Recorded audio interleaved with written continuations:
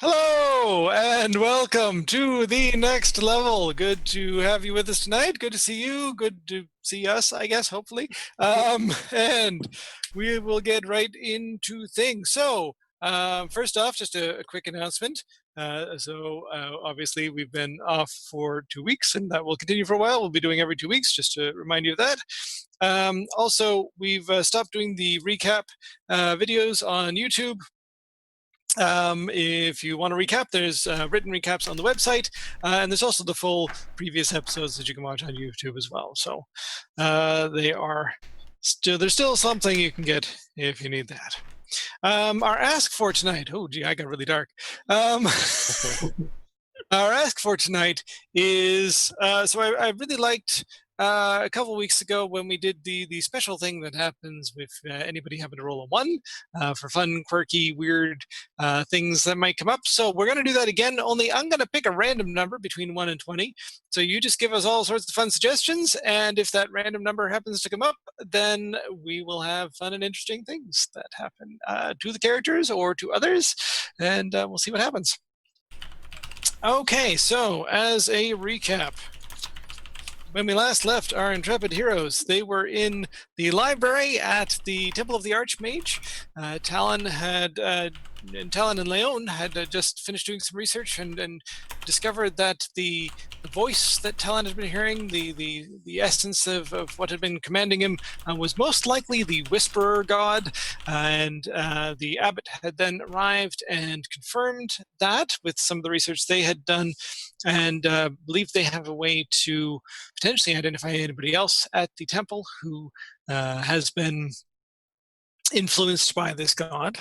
But the key seemed to be Talon's cloak, which Talon had received from that particular individual. Also, Torak had some interesting memory encounters, and a bit overwhelmed, had gone to have a bit of a nap. Jacob had some interesting meditation, and was able to communicate a little bit with Mridu, and a little overwhelmed by that, had gone to join Torak in having a nap. Mint had been doing some research on her own, and Gildy had been off taking care of Morgan, and otherwise doing her own thing. So we will pick things up from there with Talon and Leon with the abbot in the library. Yeah. Yeah.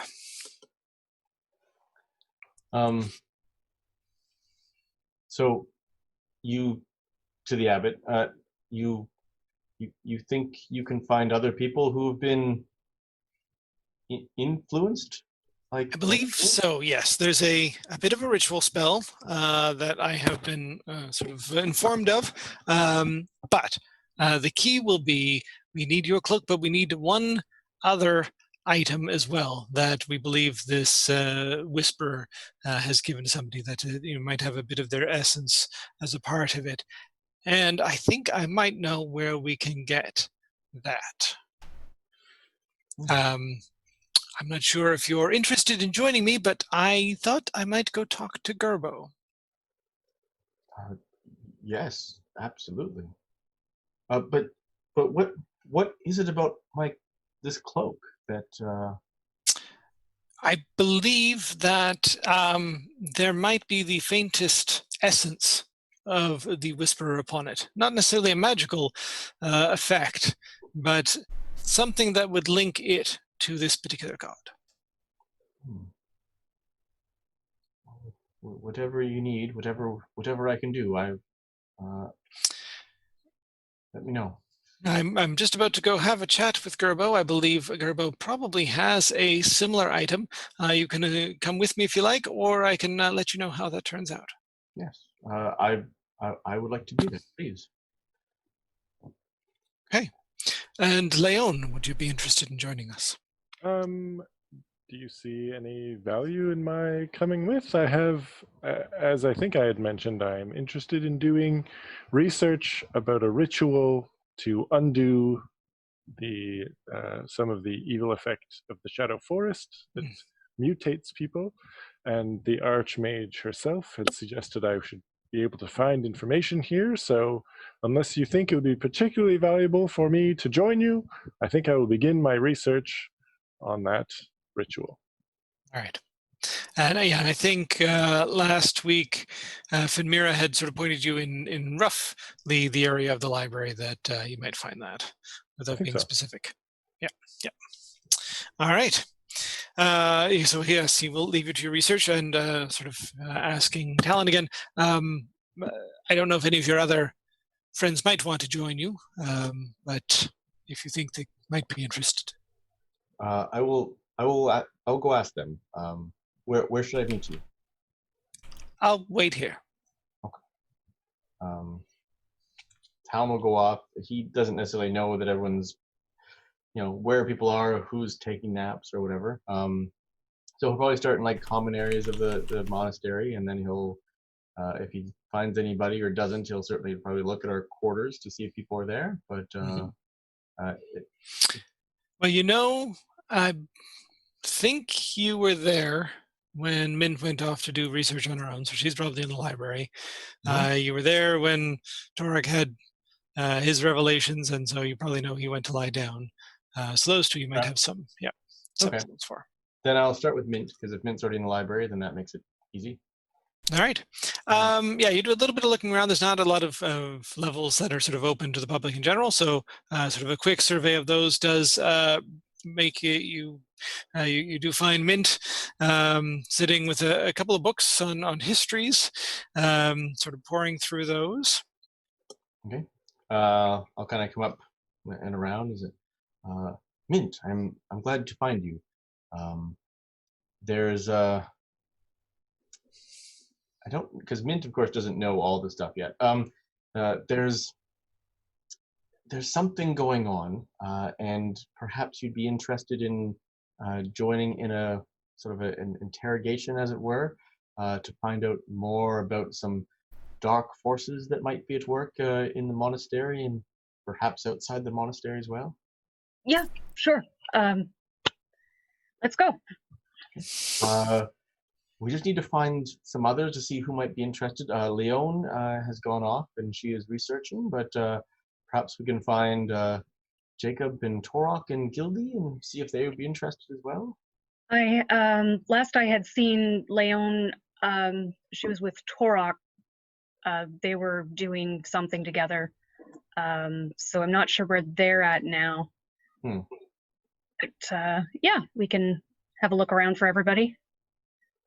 Have you checked the quarters yet? I just realized, of course, I'm talking in this weird high voice and not Talon's voice. No, I have not. I will go check there now and see who is there. All right. Have you checked the mess hall?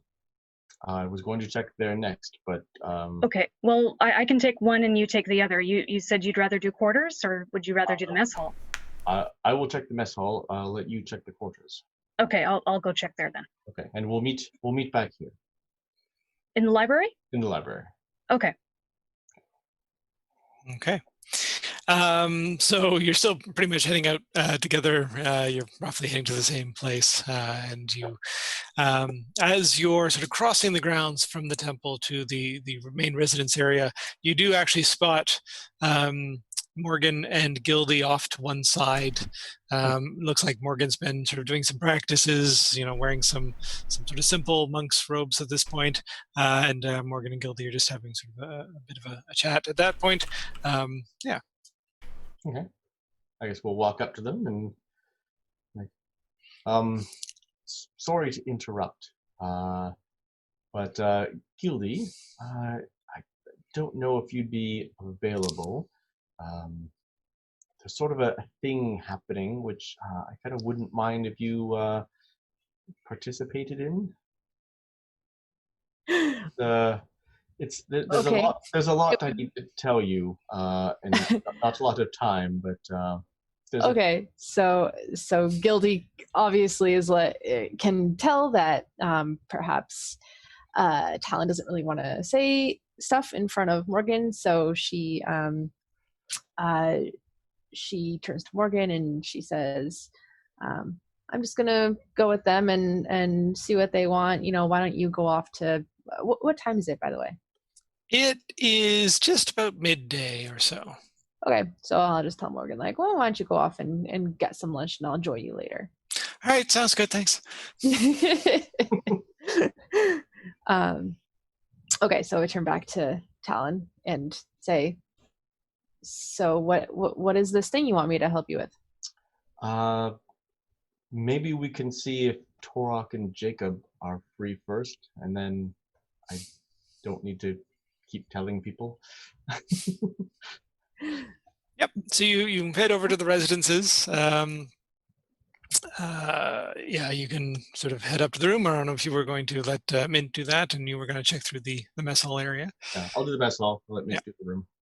Yeah. So Mint, in the room, you find Jacob and Torok both lying down, looking sort of a little tuckered out. Both they've had a bit of a time to lie down now, so they're still they're probably feeling a little bit better, but yeah, it's they both sort of went through a lot. So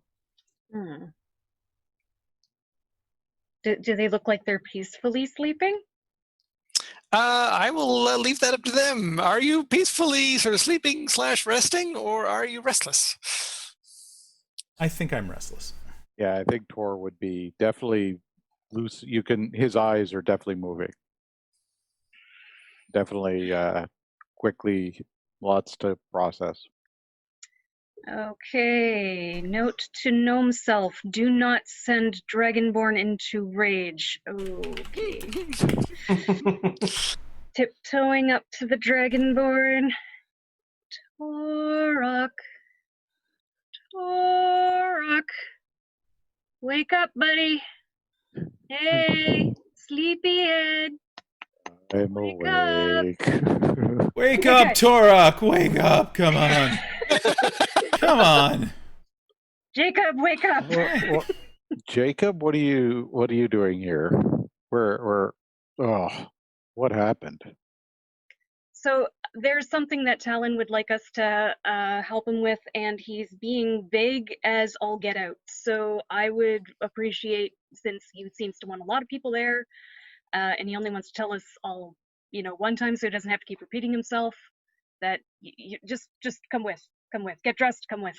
Oh, okay, my head's a little full. I'm still me, I think, but my head's a little full. You okay? I got my memories back, but didn't. Yeah. Well, okay, that sounds like before, so just, get dressed and come on. Did you know meditation makes you sleepy? I've heard Really that. I sleepy. don't personally go for this stuff. Come on, get dressed, let's go. All right. Tor just throws his armor on, grabs his axe. Yeah, I grabbed my stuff. The alchemy jug is right there also. Take a nice big swig of beer on the way out of the room. There's going to be any... Wake up juice. No, beer today. Mayonnaise tomorrow. At this point, Tor just looks at Mint and goes, am I going to be killing anyone? I don't think so. Probably. It sounds like an interrogation thing. So there's opportunity for a killing. I'm sure. Talon hasn't ruled it out. It's always an option. Just say it was an accident. I'm sure you'll get off fine. All right. So yes, you are followed down by two slightly sort of heavy and slow, barbarian and artificers back down, and you meet Talon and Gildy in the mess hall, who are sort of looking around a little bit there. There is a bunch of people in the mess hall because it is just around lunchtime, but you managed to get their attention, and you are all together. Hey. I'll kind of sort of gesture for people to kind of go outside on the direction to the library. And once we sort of found a relatively, say, secluded or at least away from everybody else kind of moment, I'll just turn to everybody and just say, I'm sorry to tell you this way. There's been a lot happening that I have not told you about. There's been, you know that this monastery is a temple to the Archmage, right? There has been another god at work, and this particular god has had a certain power over me, and potentially some others here as well. Fortunately, I have done some things that I am not particularly happy about, but I am now trying to fix those things. And the Archmage has actually, been helping, which has been good. But Gerbo, if you recall, has also been influenced by this other god. I used to think that it was the Shadow Weaver, but it's come to light that it might in fact be the Whisperer. The abbot is hopefully going to interrogate Gerbo and find more information, and I think it might be helpful if we were all there together, perhaps to get more information or to ask different questions. I'm honestly not very good at this. I'm usually good at the intimidating, but not so good about the getting information part. Have we heard of anything? Have we heard of this whisper? People who wish to can make a religion check. Yeah, that was gonna be my question too. Religion. I will give you this much. You have probably heard of the Whisper. There's not like a huge pantheon of gods. There's a limited number of them. It is a god. You probably don't know much more than that, other than, on the sort of slightly more secretive side is sort of the more common knowledge. All right, so we have Gildy 15, Mint 13, Jacob 10. So Gildy, with a 15, you'd probably make a bit of a connection that one of the big things about the Whisper is sort of lies and misinformation, and they might potentially have not necessarily sort of a beef, but want to work against someone like the Archmage, who is very much working towards mystical secrets and sort of revealing information and that sort of thing. So that at least makes a bit of a connection for you. For the rest of you, it's probably just, you've heard of the Whisperer, they're a god, they're sort of sometimes worshipped by like thieves and ne'er-do-wells and are sort of on the sneakier side of things, but probably wouldn't know much more than that. Okay, and Talon said that he thought that the Whisperer was the Shadow Weaver, and that's a different. What is? Yes, so the Whisperer, the Shadow Weaver, is another god of sort of trickery and shadows.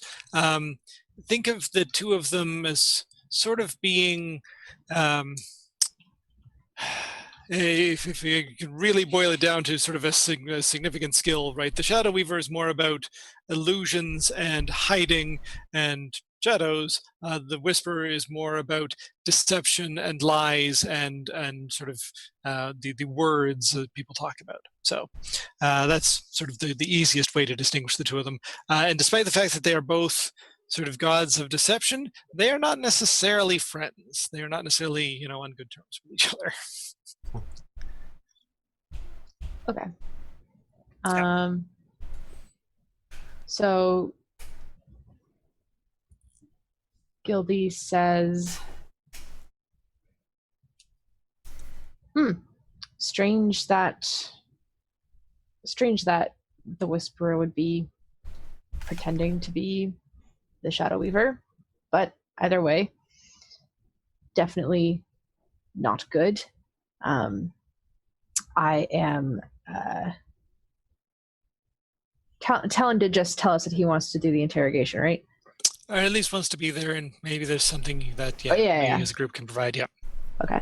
Sorry, just trying to parse out like the information I know from listening and the information that you just said and what Talon actually just said to Gildy. Okay. Yeah.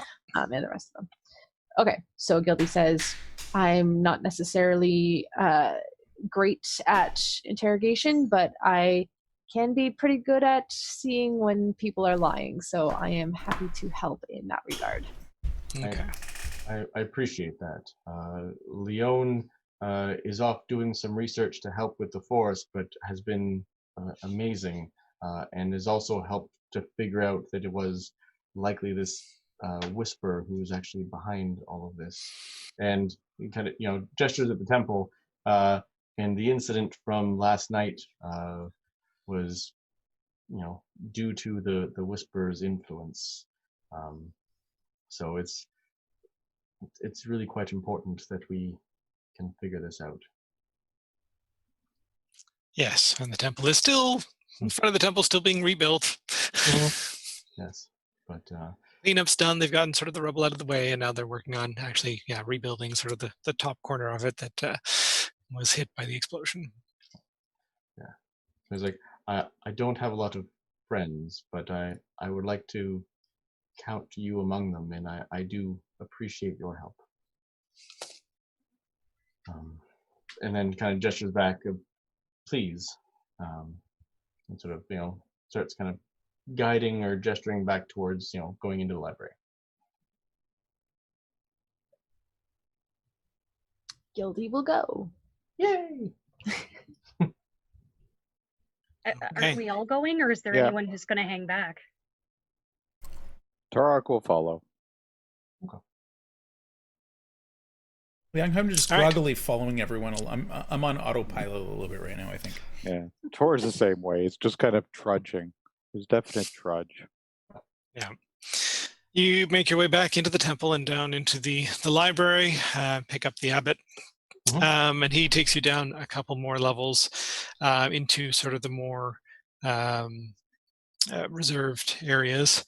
And there is a sort of a corner off in one of them where there's a sort of a, not necessarily sort of cells, but there's sort of a couple of rooms that perhaps could be cleared out to use as sort of cells. They're not necessarily prepared to have, hold people here.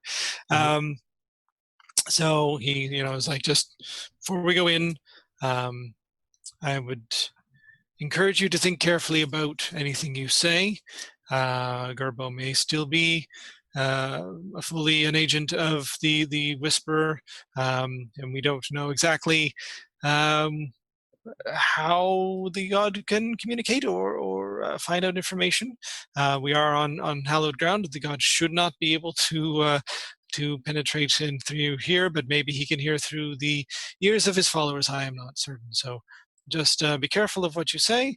I have some questions I wish to ask Gerbo, and perhaps there's some you wish to ask as well. He locks the door, heads inside. Gerbo is unbound, and sort of this sort of a spare cot in there, and sort of just sitting on the edge of that, looking a little bit forlorn, sort of very lost, I think would be the best word to describe him. And looks up and sees all of you and sort of slumps down a little bit more and sort of looks down again and just sort of nods to himself. And the abbot is like, well, Gerbo, we've come to ask you a few questions. And Gerbo sort of nods at that. Like, look, I'm at this point, I've been abandoned, and I don't think I'm going to be hearing from whoever it was I was hearing from. Ask me whatever you want to ask me. I'm just done.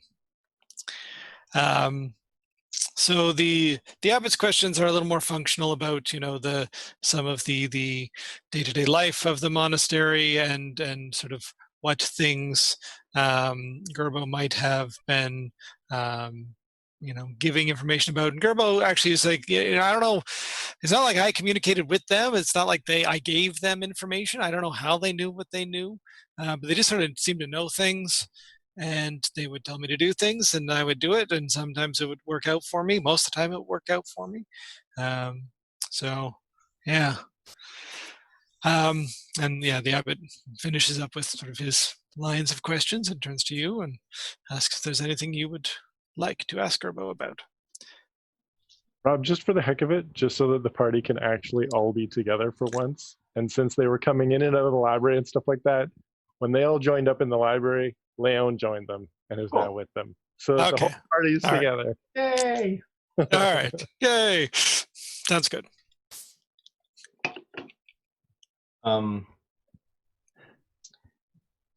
Talon is going to lean forward and say, "Do you still hear the voice?" Nope, haven't heard it since that night. When did the voice start? Start? Hmm. Oof. A while ago, before I even came to the temple. It was always, well, not always there, but pretty much as soon as I knew that I wanted to come here, that I sort of found out about it and was interested in finding out more about this, the arcane secrets that are here, I started hearing some things. But So can I tell if he's lying? Can I just be like, give me an insight check. do you want me to just like roll once or roll like for every time? Give me one roll and I'll sort of give you bits and pieces Okay. of things. Yeah. Yes. Are we all conferring on whether he's telling the truth? Like, is You can, if you like. If you others want to roll insight checks, you can do that. Nice. 19.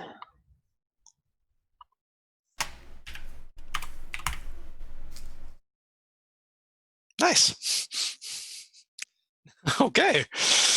You are all being very insightful. Yes, so far everything that Gerbo has said, he believes is true. Yes, the voice started before he came to the temple. That he hasn't been hearing the voice since the night that he stole the heart, and yeah, that's what you've got so far.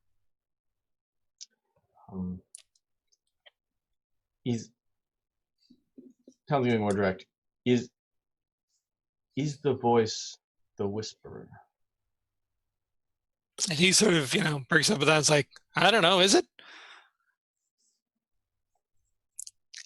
So you recall, even with your sometimes fuzzy memory, that he had sort of promised to tell you who the voice was, but when you'd asked, he also hadn't known at that point in time. He was waiting for that revelation as well, and it had been promised once the heart had been given over. Okay. Yes. Yeah. Talon can remember that, he said he would say it. He would tell him, so didn't know if he already knew or not. Yep. Okay. You say you've never contacted them, but do you know how, if you needed to? Well, I mean, I've tried just sort of talking to them, and if it is the whisperer, they're a god, so I suppose that kind of sort of works. They listen when you pray, I guess, don't they? Where were you taking the heart? I just needed to get it outside of the Shadow Forest.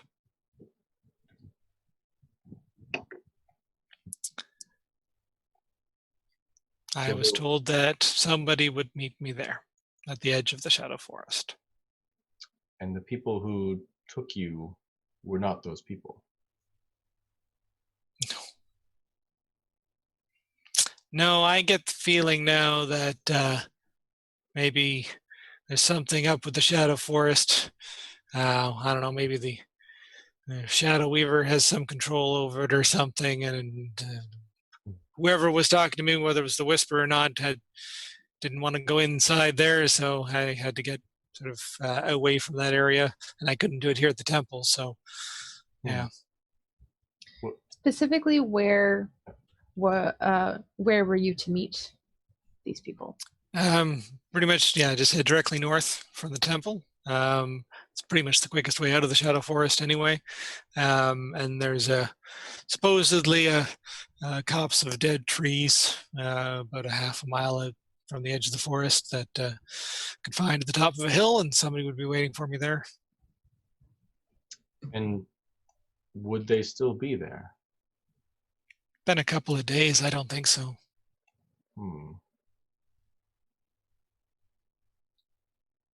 Know anyone else in this temple who's hearing similar voices to you? No, if that's happening, I don't know who else might be affecting. I didn't even know this guy here was affected until the voice told me. So, yeah, And for anybody who's listening in, he just doesn't seem to be telling the truth about that. He doesn't know. Yeah. Were you given anything to assist you? I don't know if it assisted me, but I was given something. And he sort of holds up his hand, and there's actually a relatively plain looking sort of silver ring. I got this before I came to the temple. I think it was from whoever. Makai. And at that point, the abbot, speaks up and is like, "You can take a look at it if you like. I don't think there's any harm for it, but we will need to take that from you, Gerbo, if that's okay." And he's like, "Yeah, sure." And takes it off and hands it over. Okay, so I'll examine the ring. Yep. It is a plain silver, non-magical ring. All right. Relatively small, meant for a gnome's hand. So I make the pronouncement of all of these details, including that it's relatively small and meant for a gnome's hand, because I like to be thorough. Yep. Right, and then I hand it off to the abbot. And you see the abbot sort of turn to Talon and then just like stop himself and it's like, we'll talk later. Talon looks like. Have you ever been given anything else? Like, is Gerbil wearing a cloak, or it just talons or no any... cloak? Has some, so decently nice sort of clothes. I've received gifts from various sources, but I don't think they're from whoever this voice was. And where did you get the device that exploded? No, you're right. That was given to me. That, like, the ring just sort of materialized. The voice said I'd be getting something, and it appeared in my room, and I was told sort of how to use it, how to activate it. I wasn't really told how to deactivate it. So it appeared within your room in the temple. Well, yes, his room is in the residences, not in the temple. And the temple is the specifically hallowed ground, yes. I meant in the monastery. Yes, yeah. Interesting. Because you received your ring before you arrived in the monastery, yes? Yes. And then I'll say in Elvish to Talon, hoping that Gerbo might not understand, but saying, and did you receive your cloak outside the monastery? No, I got it here. Interesting. Actually, you've rolled a decent insight check. You sort of give Gerbo some side eye, and he completely followed all of that.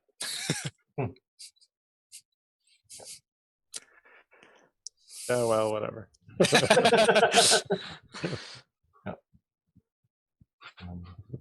I speak in primordial, see if he follows that. No, but then nobody else would either, except for Guilty, actually. Yeah. Right.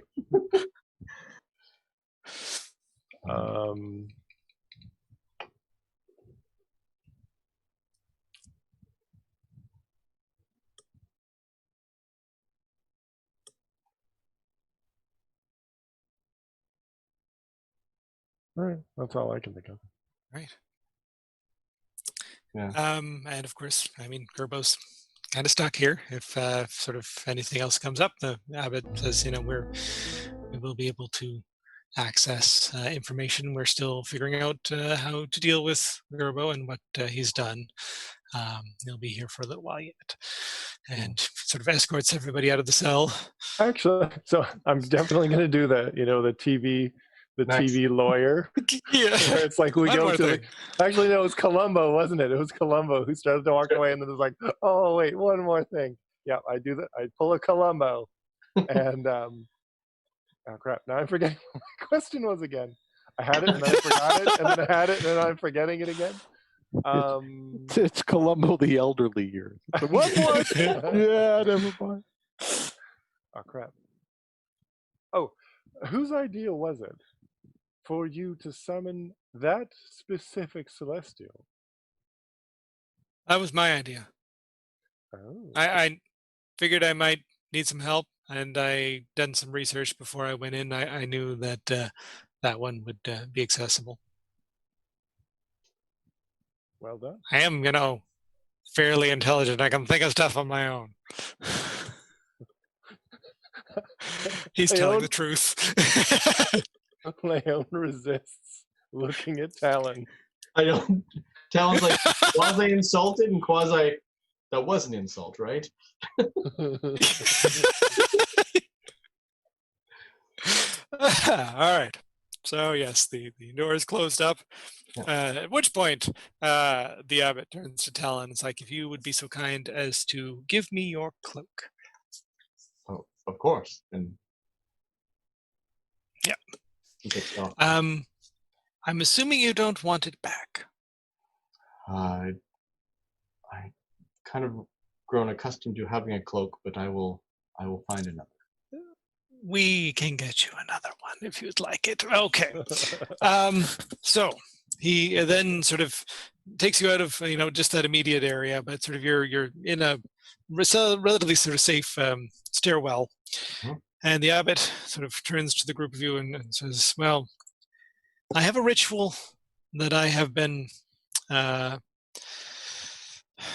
given, which, if cast upon 2 items such as these, that may have some essence of the divine upon them, will allow us to see that, or those who I designate to see that essence. And once we do, we should also be able to see that essence on any other items, on anybody else in the temple. I have spread the word that I would like a meeting of everybody in the temple this afternoon. That should give us enough time to perform the ritual and then go out among them and see who we can see that might also have been gifted one of these items. It is my hope that everybody who might have been affected does have something. That does seem to be a link that we are seeing. So that should be a way to identify those who might be working against us. You do not have to participate in this, although if you would like to be one of the ones who are designated to be able to see these items, then you would need to be a part of the ritual. Well, Talon's going to look at Leon. I'm happy to be part of it also. were you planning on doing this within the temple, I imagine? Yes. Well, that crushes one brilliant idea I had, but that's all right. What was your idea? I was just thinking that I might have my familiar participate with it so that my familiar could then fly around, and even those individuals who might be more reluctant to attend the gathering would still be able to be seen, because I could use my familiar's eyes, who would then still be able to see and identify other individuals. However, my familiar cannot enter the temple. That is a good point. We can definitely do it outside of the temple. Also, if anybody does not attend this gathering, they will be instantly under suspicion. So there is that as well. True. It is always theoretically possible that there are individuals who might not necessarily be accounted for in the official roster, shall we say. Oh, individuals hiding in the temple. I had not considered that. There's not a lot of room to hide here, but I suppose it is possible. I will have to thoroughly have the temple searched as well once we are done with this. I've But learned yes. to be suspicious. That is not necessarily a bad attribute to have. So he actually he goes up and gathers a bunch of sort of the supplies that he needs, and he's going to take you out into the stables area. So there's sort of the other main building. There's the temple, the residences, and then there's sort of a services building. So there's got a bit of stables. There's got a bit of the smithy. It's got sort of an upstairs. It's got some guest quarters. So he takes you there to a sort of an empty room to perform the ritual outside of the temple proper. Okay. How much space does the ritual require? Not a lot. It requires a relatively small circle for the items to be put inside, and then anybody who would like to be a part of it to be within like 10 feet of that. Okay. So we could do it within my tiny hut. Yes. Cool. I will do that. All right. Only partially because then I can get rid of the horse smell. What? We're You're in the not actually in stables. the stables. We're close enough to the stables. It probably smells like horse, and I can do it within. I don't mention that's why, but it's partly why. Okay. So it takes a little bit of time. There's sort of a bunch of repetition and a lot of arcana that goes along through the ritual. It's a little fascinating for anybody who is interested in sort of the arcane arts to sort of see the different elements where at work. And then yes, the end effect comes off, and for the rest of for all of you, what it looks like isn't so much. It's essentially there's the ring and the cloak on the ground in the circle, and the circle itself starts to glow a little bit, but then that circle sort of shrinks in and encompasses those two items. And they're glowing with this sort of angry, dark red sort of essence around them. And yeah, the abbot mentions that any other items you see should be glowing with that same color.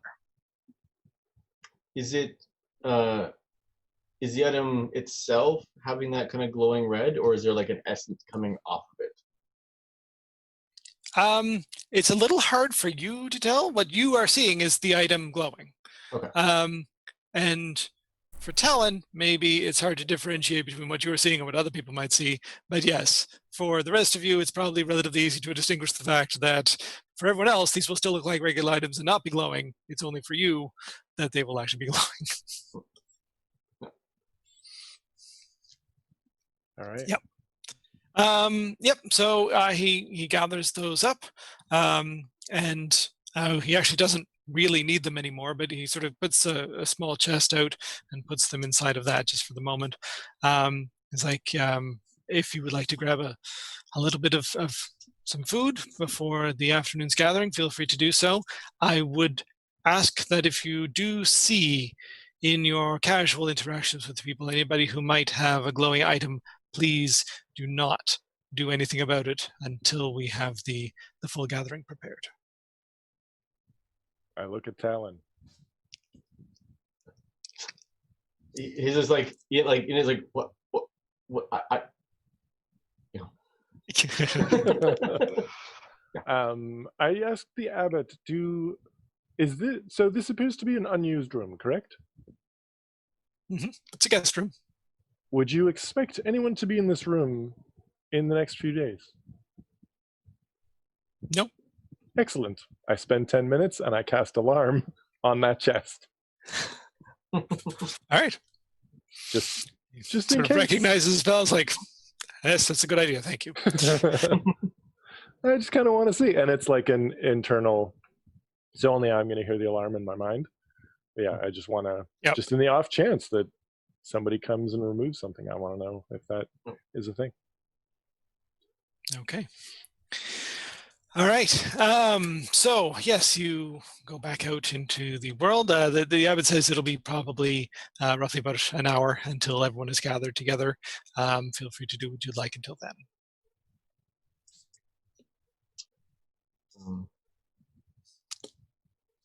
Sounds probably get to go to the mess hall, but you'll probably get food and then just not eat it.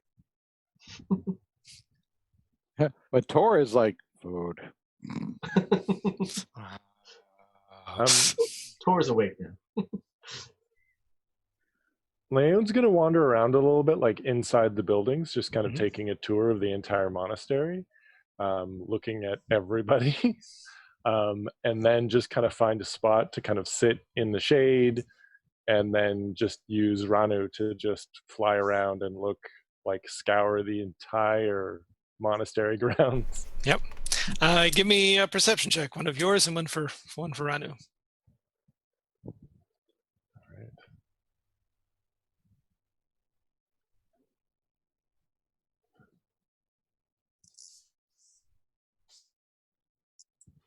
So this is me. Mm-hmm. Actually rolled Not decently. too shabby, yeah. And this is Ranu.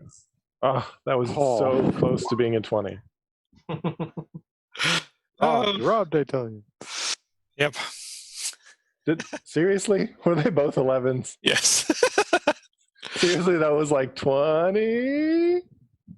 No. Well, we'll explain that by saying that yes, you sort of look around through many different rooms and sort of are taking your tour, and you just by virtue of going to many different places spot a few things. Ranu, however, just flying around outside does not see more than you do. So you note at least 4 people that seem to be carrying glowing items. Oh. Okay. So I obviously have their faces memorized.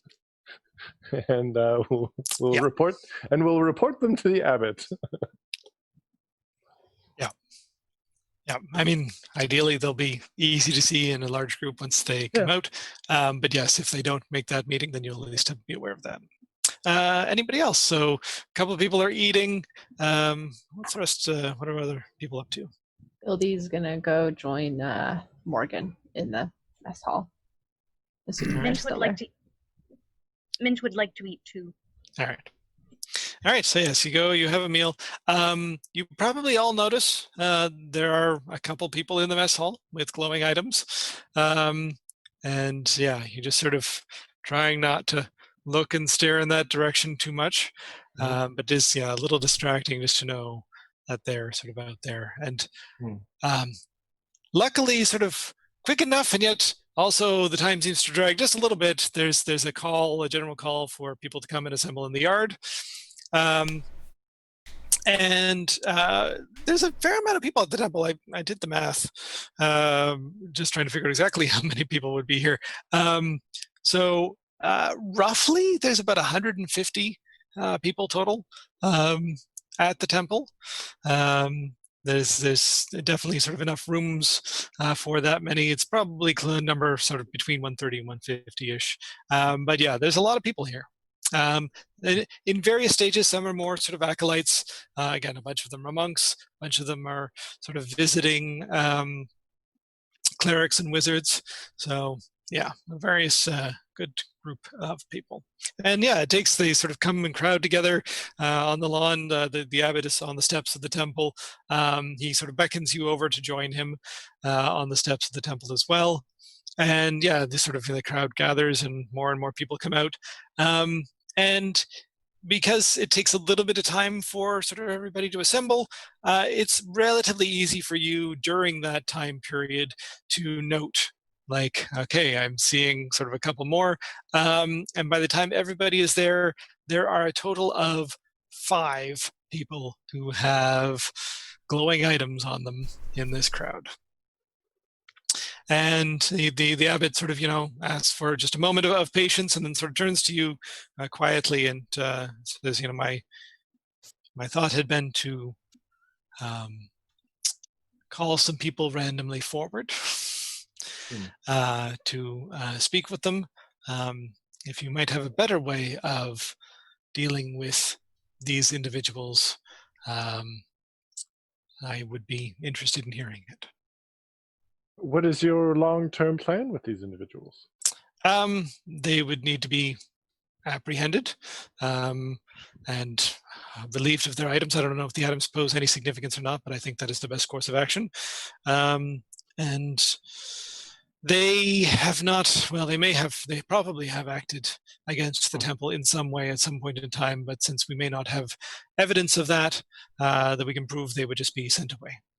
Of the individuals that you've seen so far with the glowing items, do they have anything in common? Might there be something that we could suggest, such as they have been chosen as my assistants in some kind of research project or something? Just special accommodation, says Tor.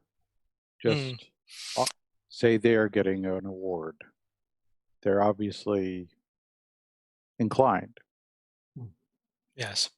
I think an award would be sort of an interesting way to go. Or perhaps, yes, that there's some special projects we can sort of mix and match that. They are unfortunately a varied group. Two of them are relatively new, but the other three are actually a bit of a surprise. They're quite significant members of the temple, not in the higher ranks, but definitely more notable figures. So they will be interesting to deal with.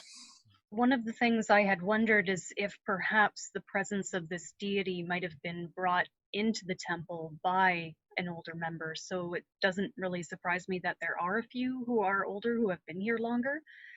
Who has been here the longest of the three? He points to one of them, sort of an elf that, in the way that elves often do, does not look particularly old, but you guessed could be sort of significant in their years. That would be Ketrel. Okay, and based on what they've done at the temple and their movements, is there anything about what they have done and who they've interacted with amongst who appears random? Do you think that they have communicated with this group in some way, shape, or form that might tie them together? I mean, they know Myrna, one of the others, who's a half elf. They have, as far as I know, are friends. The other three, I don't think they're particularly close with. But yeah, they're a relatively significant researcher in the temple, and have been here for quite some time. Gildy says, speculation is all well and good, and she glances at the crowd, but they're going to start to get restless. Yes. If we don't do something soon. Yes. Now, yes, they might not all be willing participants. I did the bidding, but not of my own free will. They may not all want to do the things they have done. I would almost recommend to start on calling the older members first before they have a chance to get suspicious, and then call the younger members up about the special project. Yes, that's a good idea. And he sort of asks Leon if you wouldn't mind joining me. And sort of steps forward and sort of brings Leon over. It's like, to the assembled masses, thank you everyone for joining me. We've had some interesting and some trying times in these last few days, and I wanted to get everyone together and just let us all know that we are here for each other, and that there have been some of us who have been doing some outstanding work, and I wanted to take this moment to really call that out. And also our visitor here, Leon Paramitha of Rotary, has a special project that they are working on that they would like a little bit of assistance with, and I thought there's some of you that might be able to help with this as well, in addition to perhaps receiving this award that I have decided to grant. And the crowd sort of, mumbles and murmurs a little bit about that, and then sort of hushes down in anticipation. And he calls out Ketrel's name, and Ketrel sort of steps forward. Anybody who wishes can give me an insight check. I would use your previous ones, but they were from quite some time ago. And wow, Jacob, yeah, you're paying attention. Yes, you're doing wow. 20 more than. All right. Talon will try to be insightful. No, it was not Sure. focused in the. Yeah, no. You know. Okay. Oh, I need to see what some of these roles actually were, because that could be important. Okay, good. Yep. Okay. You need to make a note. One of you may have rolled the magic number. Okay. So, Jacob, you definitely notice as soon as Ketrel's name is called, they seem a little surprised, a little sort of, oh, this is, an interesting thing. But also, you get the definite sense that they are instantly suspicious. And they sort of push through the crowd and start coming forward. And yeah, they're actually, you rolled well enough. You do catch a bit of a very well hidden bit of a sidelong glance at one of the others. It's the one that the abbot had pointed out as being a potential friend of Ketrel's, named Myrna, a half elf, and a very not perceptive, a very subtle sort of nod back from her. So he comes forward, and the abbot sort of like, thank you. I will, mention, what the award is in just a moment. And I think you've always been a proud researcher here. You've been with us for quite some time. I thought you might be a great resource for Leon here to work with in their research on the Shadow Forest. As he's doing that, as he notices something, as I notice that kind of exchange, I'm gonna start cantripping message and whispering that I've noticed this to all the members of my party. Yeah. A couple other people rolled well. So Leon, you notice the suspicion and sort of the sort of initial surprise. You do not notice the extra little interaction. Okay. And what do we know about Ketrel? Like what class are they? Given their garb and whatever else, you would guess Ketrel is a wizard. Okay. All right. The abbot sort of pauses for a moment, and then sort of motions and says, Myrna, you have worked closely with Ketrel on many research projects. I know you two work very well together. If you would like to come forward as well, I think you would also particularly help in this instance. And yes. There, we'll say that's Myrna. Okay. And they start moving forward. I'm going to use your same roles previously. I know some of you didn't roll particularly well, but sort of you're sort of keeping an eye out specifically. So yeah, Jacob, there isn't much added this time, but you do notice sort of, again, a very subtle glance between the two of them that suggests they're sort of now mutually suspicious of something. And Leon, you would notice that as well. Well, once again, I'll keep conveying information as I get it to everyone. Yep. So while the abbot so those two are standing close to each other, right? Yep. Okay. So while the abbot continues to kind of call upon people and gather people together and whatever, I'm going to go step over to those two, and in Elven, since one's an elf and one's a half elf, I'm going to start kind of talking about what's going on in the Shadow Forest and the kind of research that I'm planning on doing to try and sell the idea that this is for realsies what we're doing here. All right. They that definitely sort of calms their suspicion a little bit. Like, okay, there's another elf and a sort of, wizard talking to us about research that they want to do. Okay, this makes some sense. And yeah, you definitely get the sense they're both sort of coming down just a little bit. Cool. The abbot calls out sort of three other names and sort of, mentions specific little things they've been doing, sort of, why they might be receiving an award. So there's sort of a few others that are coming forward as And- well. And I'm going to specifically try and draw the attention of these two away from the other people who are being called forth to make sure that they, if they know who the other people are, aren't like, oh, it's all of us.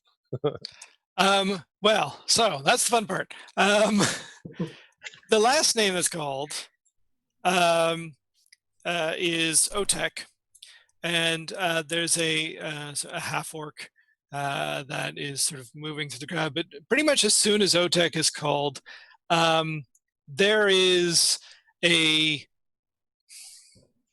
not so subtle bit of sort of interaction that goes between Otek and sort of a couple of the other two, and even those of you who did not roll particularly well get the sense that like instantly there's some tension here, and yeah, you get the sense people are starting to become a little bit aware of potentially what's going on. That said, Leon, you're doing a sort of a decent job of distracting Ketrel and Myrna. They pretty much don't know anything, don't notice anything until sort of there's this weird hush that falls over the crowd, and the other three sort of bunch up together a little bit, and sort of are looking askance at sort of the abbot and at your group of three and at sort of everyone else and at the characters, and it's a little bit early, but we're going to take our break there. Oh no. Dramatic pause. So we Oh no. What have we done? Yep, we're going to take a break. We'll be back in 10 minutes and we'll see exactly what happens. Cool.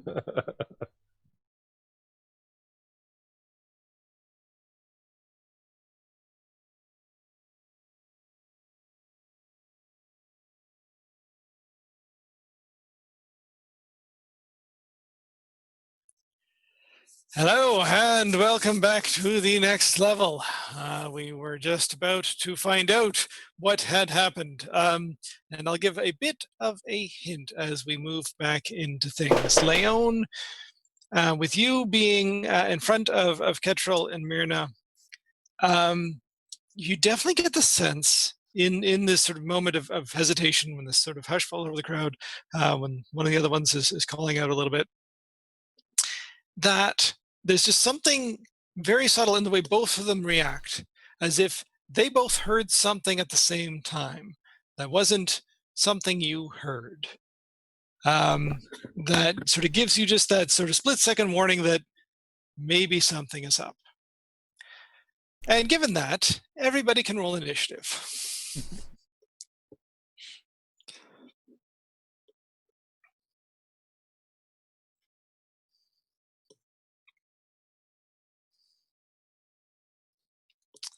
Six and 16.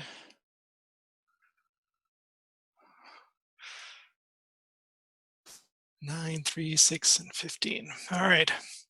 Okay, so I'm gonna write these down here.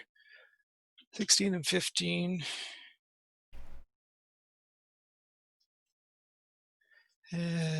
9, 6, 3. Now I need to figure out who's who. 16 is Gildy. 15 is Jacob. 9. I feel like I missed somebody. 16, 9, 3, 6.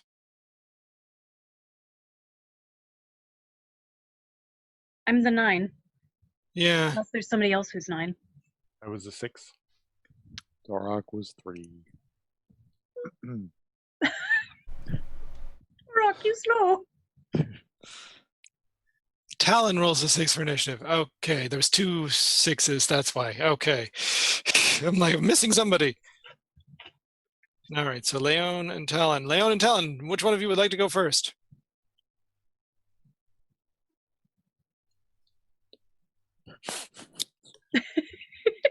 Leon can go first. Nobody. All right. No, Yeah. sorry. I thought I was unmuting when I was talking before, and it just wasn't working. See, and I was going to say that Talon could go first. Well, Talon got there first. Okay. But it's his monastery. It's his home territory. Yep. He has the home team advantage. I'm just gonna roll this really quick. Yep. Okay. So here's what happens. Pretty much all hell breaks loose. The 5 in question instantly, almost as if, coordinated, start lashing out, either trying to run or attacking the crowd. The one right next to you, Ketrel, Leon, sort of points at the abbot, and the abbot disappears. And the others are sort of, starting, like a couple of them are sort of monks and sort of, start essentially trying to get through the crowd, potentially out towards the gate. One of them is sort of running towards one of the walls. They are essentially, they know they have been called out. They know they have been found out, and they are reacting. And Myrna, who is also right beside you, she casts a rather nasty, sort of significantly sized fireball into the crowd of this nice dense group of people. Looks like various degrees of effects on them, but they instantly react and start to sort of attack back at her. And definitely, Leon, the sense that you get that is that probably the person who's the most dangerous here is Ketrel. Can I get any sense of what spell they cast that made the abbot disappear? Yes. Give me an Arcana check. Because I can't think of that off the top of my head. It is a fun little spell. Yep, that'll do. They cast Maze. It is an 8th level spell that sends a person of their choice into a demi-plane that's essentially a labyrinthine maze that is difficult to get out of. Let's see. Wait, oh, that was Jacob. That was me. Yeah, I was going to say, I was like... I was checking too. Yeah. There we go. Amazing. Yeah. Yep. You definitely are aware of what spell it is. You determined it was an even cooler version of Maze that spelled with a Y and a silent Q. Exactly. A very elitist version of it. But I'm going to say this is like the first time you've seen this, spell in action, and it just, the abbot just sort of instantly is gone. You know that they need to make an intelligence saving throw to defeat the maze and be returned back. But hopefully they'll cast it on Talon. Well, it is an 8th level spell. Not very many people have more than one 8th level spell. That's true. Okay, so we're good. I'm just thinking, on the one hand, the abbot is smart, but on the other hand, the abbot wasn't smart enough to not get caught in a maze. Yeah, they are the abbot of the Temple of the Archmage, who is all about sort of intelligence, so you think, but yeah, it is a high DC. I will give you that much. Okay, Gildy, you are the first of the party to act. All right. So. Imagine that. Yeah. Well, Gildy's going to whip out her excellent bow, and I guess the abbot told us like which one of them was the older, more experienced guy, right? That was Ketrel, yeah, the one who... Ketrel, yes. Yeah. So Gildy is probably going to just assume that he's going to be the most powerful, and she's going to aim at him. I am going to specify that Gildy is going to try to do non-lethal damage. She doesn't want to kill anybody in this fight. So... Yep. Okay. Gildy gets a whole bunch of attacks. Yes, 3 attacks! Yeah. And her first attack, she gets her Dread Ambusher. So she's just like... But, okay. Where is that button? Actually, yeah. So you're 5th level now, aren't you? Mm-hmm. Yeah, so you'd have... Because it gives you an extra attack. There's regular attack. So you have 2 With 4 regular attacks. attacks plus a bonus attack plus your. Oh yeah, you have 4 attacks. Yes. Okay, we'll see if he survives the round. Yeah, so there's the first 3. Oh wow, yeah, okay. And just noting that the third one has the extra damage modifier for the Dread Ambusher. Yes, yes. 16, 22, and 24 all hit. So that is 26, 32 damage to Ketrel. But you get 1 more attack. I do get 1 more attack.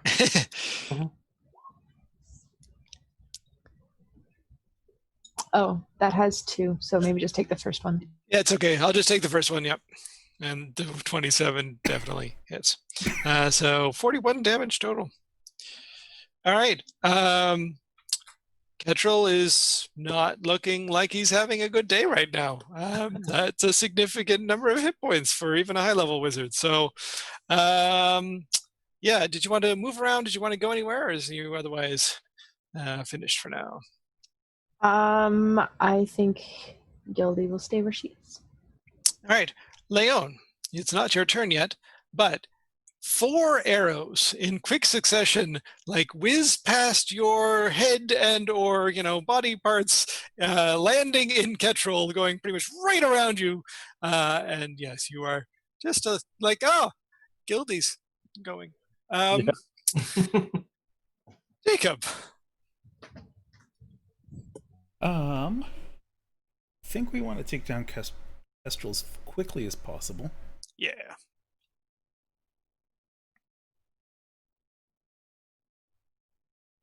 So I am going to cast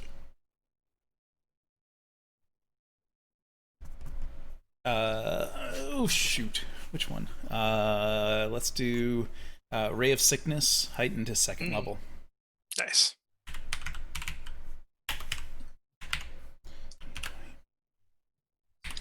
So miss. Oh, that's was a roll to hit. Yeah, Yep. That is not hit. All right. Yeah, so this sort of green, greenish yellow ray sort of speeds past Leon and Ketrel and does not seem to hit.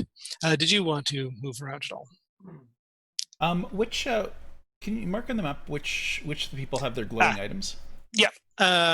Give me a sec. I will try to make them glow. And they're glowing red, so they're gonna look like me. Let's see if this works. All right. Do you see something around this guy? Saw him move. You see him? Okay. But He nothing moved. around. Okay, so you can't see that. 1 sec. How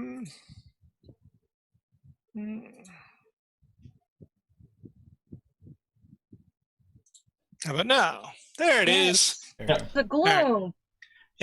All right, so let me add that into the others. They look almost like my posse. They are my minions. That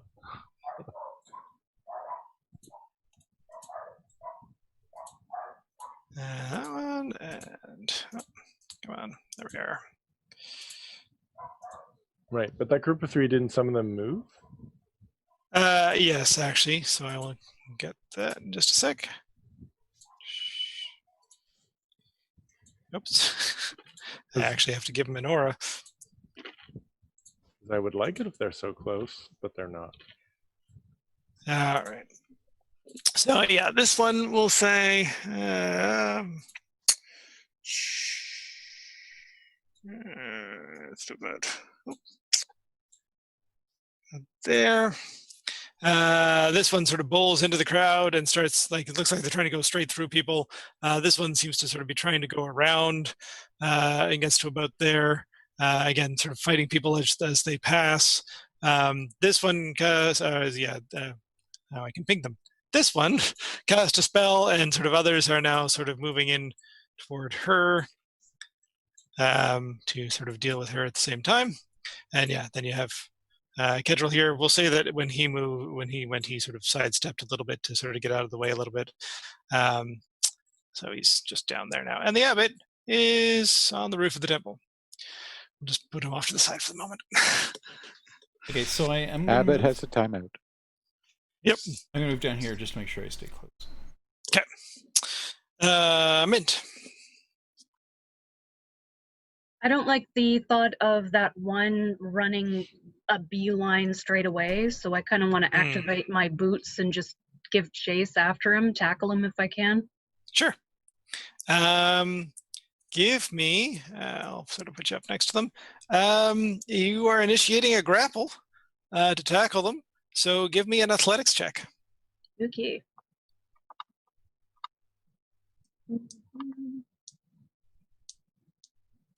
Athletics check. Okay. 14. All right. Yeah. So you sort of throw yourself at them and try and grab them, and you sort of get like a little bit of a hold on them, but they sort of quickly jerk out of the way. You lose your grip, and they are still moving on. I won't have you sort of do anything bad because of that, but yeah, you sort of stumble, you almost fall, but you manage to stay on your feet and are otherwise chasing after them. Leon. Now, this one, wait, it's not pinging them. Oh, maybe that's because You have to be on the pointer icon. There we go. There it is. That Yep, one. that guy. Yep. Yeah. So they're just running, like, do they look like they're running towards the building? They sort of look like they're running towards the building. You think maybe they're actually just trying to get away. Maybe they're running towards the gate, but that's sort of, they didn't want to go through the thick of the crowd, and so they're trying to go around. Okay, so they're running around the crowd, but do they look like they're headed straight for the building, or do they look like they're going to run? No, they're sort of along making the an wall? arc around, so they don't necessarily look like they're. Gotcha. Yeah. And this is Ketrel that's quite injured. This is Ketrel down here. Yeah. Oh, that's Ketrel down there. Yeah. Oh, and this one is. That's Myrna. Okay, that's Myrna, Who's being swarmed by a bunch of others. Yeah. Being swarmed by people. Okay, and Ketrel is quite hurt. This one has run into the crowd and is getting swarmed. Yeah. And this one, did Mint look at all successful in capturing that one? You can very clearly see that Mint was not successful in trying to tackle them or slow them down.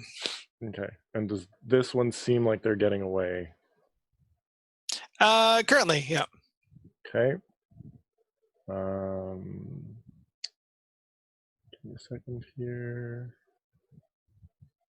Just 30 feet. I did double check, and there was a second action I could have taken. Oh, yes, that's right. Grapple only uses up one of your attacks, I believe, when you initiate a grapple. Yeah, because and you are 5th level and have 2 attacks. Yeah, so I could attempt the second one. And you are definitely faster than them and be able to keep up with them. Just one sec, yes. Yep.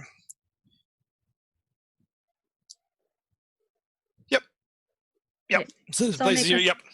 All right. I still might miss, so it might not mean anything. Well, they rolled particularly high on their sort of escape. No, it's still a 14. So I attempted twice, and neither of them were successful. Actually, the second one succeeded. That kind of makes it even worse. No, the second one succeeded because they have to make a roll every time, and they rolled particularly high the first time and low the second time. So. Oh, okay. Yep. So you actually have them held. They are grappled. It means their speed is 0. They can still pretty much do any number of things, but yeah. Okay. Yay. Yep. All right. So yes, back to Leon. Okay. So they're now grappled. Yes. And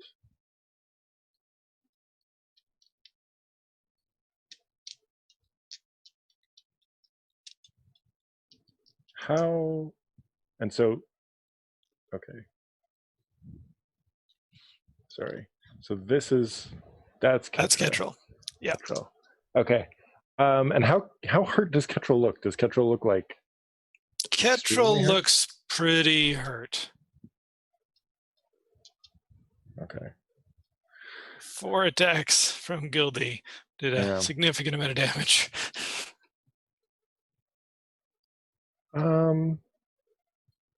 Okay. You know what then? I'm just going to cast Web Nice. on this individual. Yep. And I will position it so that it's basically like attached to the wall, and then it'll stick out 5 feet. So basically, it'll catch them. And I don't know if I can kind of wrap it around, so it's kind of the 5 feet, kind of around that corner. Do you know what I mean? Yep.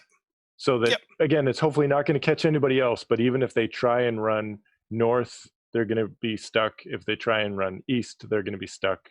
Yep. But it's a strength or dex saving throw. I will just give it the roll. They are probably going to fail with that roll. Yeah, it's dexterity 16. Yep, they fail. They are stuck. So they are restrained. All right. And then they can make a strength check, not a strength saving throw, but a strength check, DC 16 as action. Yeah. To try and break out. All right. Well, there's a tiny little symbol on them. Yes, they are restrained. Okay. Sweet. All right. And do I get the sense that if I try and move away from Myrna, they're going to attack me? Like, do they have a weapon out? Currently, they are very occupied with everyone on the other side of them. Unless they are very aware of things and have a lot of attacks of opportunity, you think you could probably step away. Okay. Then I will do so. And I think I will move.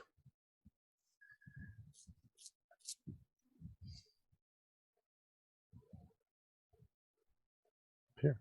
Yep. And they don't attack you. Yay! All right. Talon. All right, Talon was going to go chase after the one who headed north, but Mint seems to have that person in hand. So Kestrel being the next biggest threat, Talon is going to basically move within melee range, and then Talon's going to try to punch Kestrel, and is not worried about doing non-lethal damage because Talon's not thinking like that right now. Yep. All right, so yeah, Talon's going to try. Talon is going to try and do a stunning strike. So, all right, you can call that afterwards. So you roll your attacks first, and then if you want. Do I need to call it on the one that I'm using it on, or is it? Do they all? I think you can just. It's if you hit, then you can use it. Oh, yeah, I was reading. Oh, okay, apparently, cool. I like that. Yep. All right. So I will try to punch. All right, and I believe you get 2 attacks at 5th level. I do, yes. The 18 definitely connects. Excellent.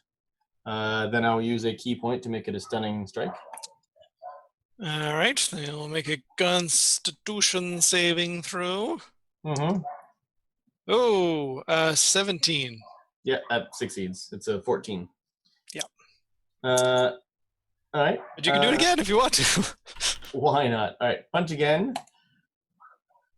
Yep. All right, and all right, stunning strike. Yeah. That is a natural 1. Yay! They are stunned. Excellent. They are also not looking healthy at all. They are, after those 2 hits, looking quite rough. Excellent. And you could use a key point to, actually not even use a key point, you could use a bonus action to take a 3rd attack if you wanted to, and you'd get advantage on it. Does Kestrel look in a state that like one more hit might kind of do it? It would have to be a pretty good hit, but yeah. Oh, why not then? All right, and now I'm gonna miss. Nope. There's. Oh, you also get advantage, right? So. Yeah, advantage. Get a critical. Wow, that was the highest rolls I think I've ever done in combat. Yeah. All right. You definitely hit and do 9 points of damage. Well, Talon's a little more invested in this. Yeah, clearly. Yeah. Definitely motivated. And yeah, for fun's sake, they go down. Excellent. Yep.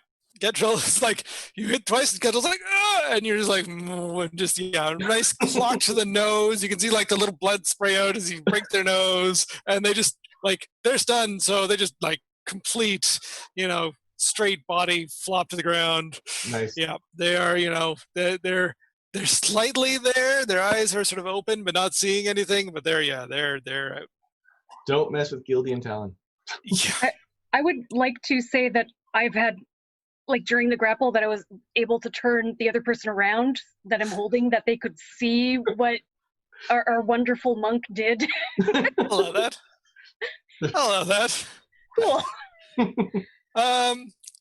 Torok, as we get to you, as this fight breaks out, you feel perhaps some of these restrained memories in your head trying to get out. Please give me a wisdom save. Oh, Oh no. Wait, which one's Talon? Or which one's Torok? The Dragonborn. The one that looks like a Smurf from a distance. Okay, good. I moved away. I was like, did I move closer to them? No, I didn't. Okay. I'm possibly the furthest away, and I'm still scared. Now, I luckily, That's actually a 5. Okay. If that makes any difference. Ow. That's been my whole night. Yes, this was a, so we talked about this. You're going to have two different roles. One if you try to remember, one if you're trying to suppress a memory that's coming up. Suppressing a memory is a lot easier for you because you do want to keep them down. Unfortunately, that's still not good enough. So you are sort of getting ready to go into this fight, and suddenly you are swarmed and you are somewhere else. There's this sort of barren land around you. You are surrounded by other dragonborn and sort of a mixed sort of human and elven group. There is a battle going on around you. You are there with your hammer and otherwise engaged in combat, and you for this round unfortunately are just completely swept away by this memory, and you're like, for everyone else you're just sort of frozen standing there, and you are like, but in your head you are, it's like those dreams where you've done so much stuff but you wake up and you still haven't really moved well because you're paralyzed from your sleep. But anyway, that sort of thing. You are in the middle of all of this action, and then it sort of slowly fades away and sort of fades back in your memory, and you realized, I haven't done anything, and that's your turn. All right. Ketril's out.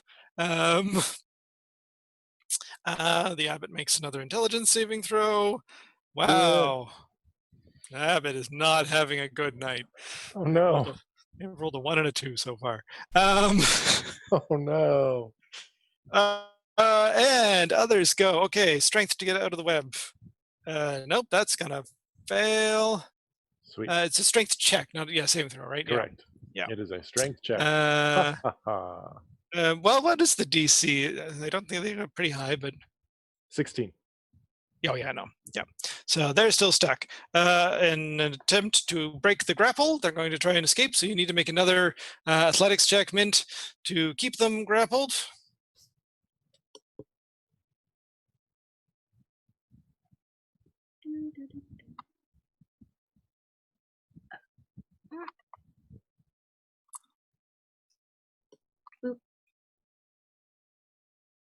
I think that'll do it. Yes, that will do just fine. They try and get away. They are now restrained. Excellent. That means I can move with them a little bit at like half speed or something? Unfortunately, you are still grappled. So your speed is also 0. Restrained means that, why can I not find it? It's an R. It should be right here. There it is. Attack rolls against the creature have advantage, and the creature's attack rolls have disadvantage. And it has disadvantage on dexterity saving throws.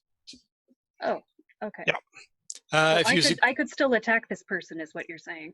Yes, yeah, you can be attacking them while grappling them. So that was their turn. On your turn, you can do what you would like. Nice. But that was their action. This person is sort of bowling their way through people, but taking some damage as they go through. And yes, this one is firing off some spells, but otherwise slowly being swarmed. Okay, so back to Gildy. You sort of had a sort of round of just sort of watching the others trying to get away. And yeah, Ketrel is down and out. So I'm probably the most worried about this dude who is seemingly getting through the crowd. Yep. I would like to aim my bow at him. Okay. You only have 3 attacks this round. Oh, shucks. Well, only 3. All right. Here's the first 2. Oh yeah, 19 and 22. That will hit for 10 and 8. All right. And then the third one. Yeah. No, the 27 misses. The higher you go, you start missing again. It's sort of this, parabolic curve It's an thing. overflow error. Yeah. Nope, you hit all 3 times. They are starting to look quite hurt. They've been taking some damage as they move through the crowd. So even with that, they're not looking too well. Jacob. Did you say Kedrill's down? Kedril is down. They are stunned, yep, and sort of on the ground. They may not be dead, but yes, they're definitely down and otherwise out. Okay, so quick scan of the area shows probably the one Mint's on is the most unoccupied. Yep. So I'm going to take 5, 15, 5, 30, and I'm going to cast Firebolt at... All right. 17 will hit, yep. 10 damage. Minimum damage. Minimum damage. Oh, jeez. Almost minimum. Wouldn't you have advantage, though, because they're restrained? Yes, you have advantage. Oh, but the 17 hit? That's true. The 17 does hit, but it could be a critical, so give me another one just in case. Thank you. Either way, it's 10 damage, but we'll, yeah. Yeah, all right. So you definitely hit for 10 damage. And that guy, well, yeah, he actually hasn't taken a lot of damage, so that's the first bit of damage to him. All right. But now we come to Mint. Does the firebolt hurt Mint in any way, though? No. Okay. No. Okay. Nice. If Jacob had maybe rolled a 1, then you're close enough together that I might say it's an ally. But I never miss. Yeah, exactly.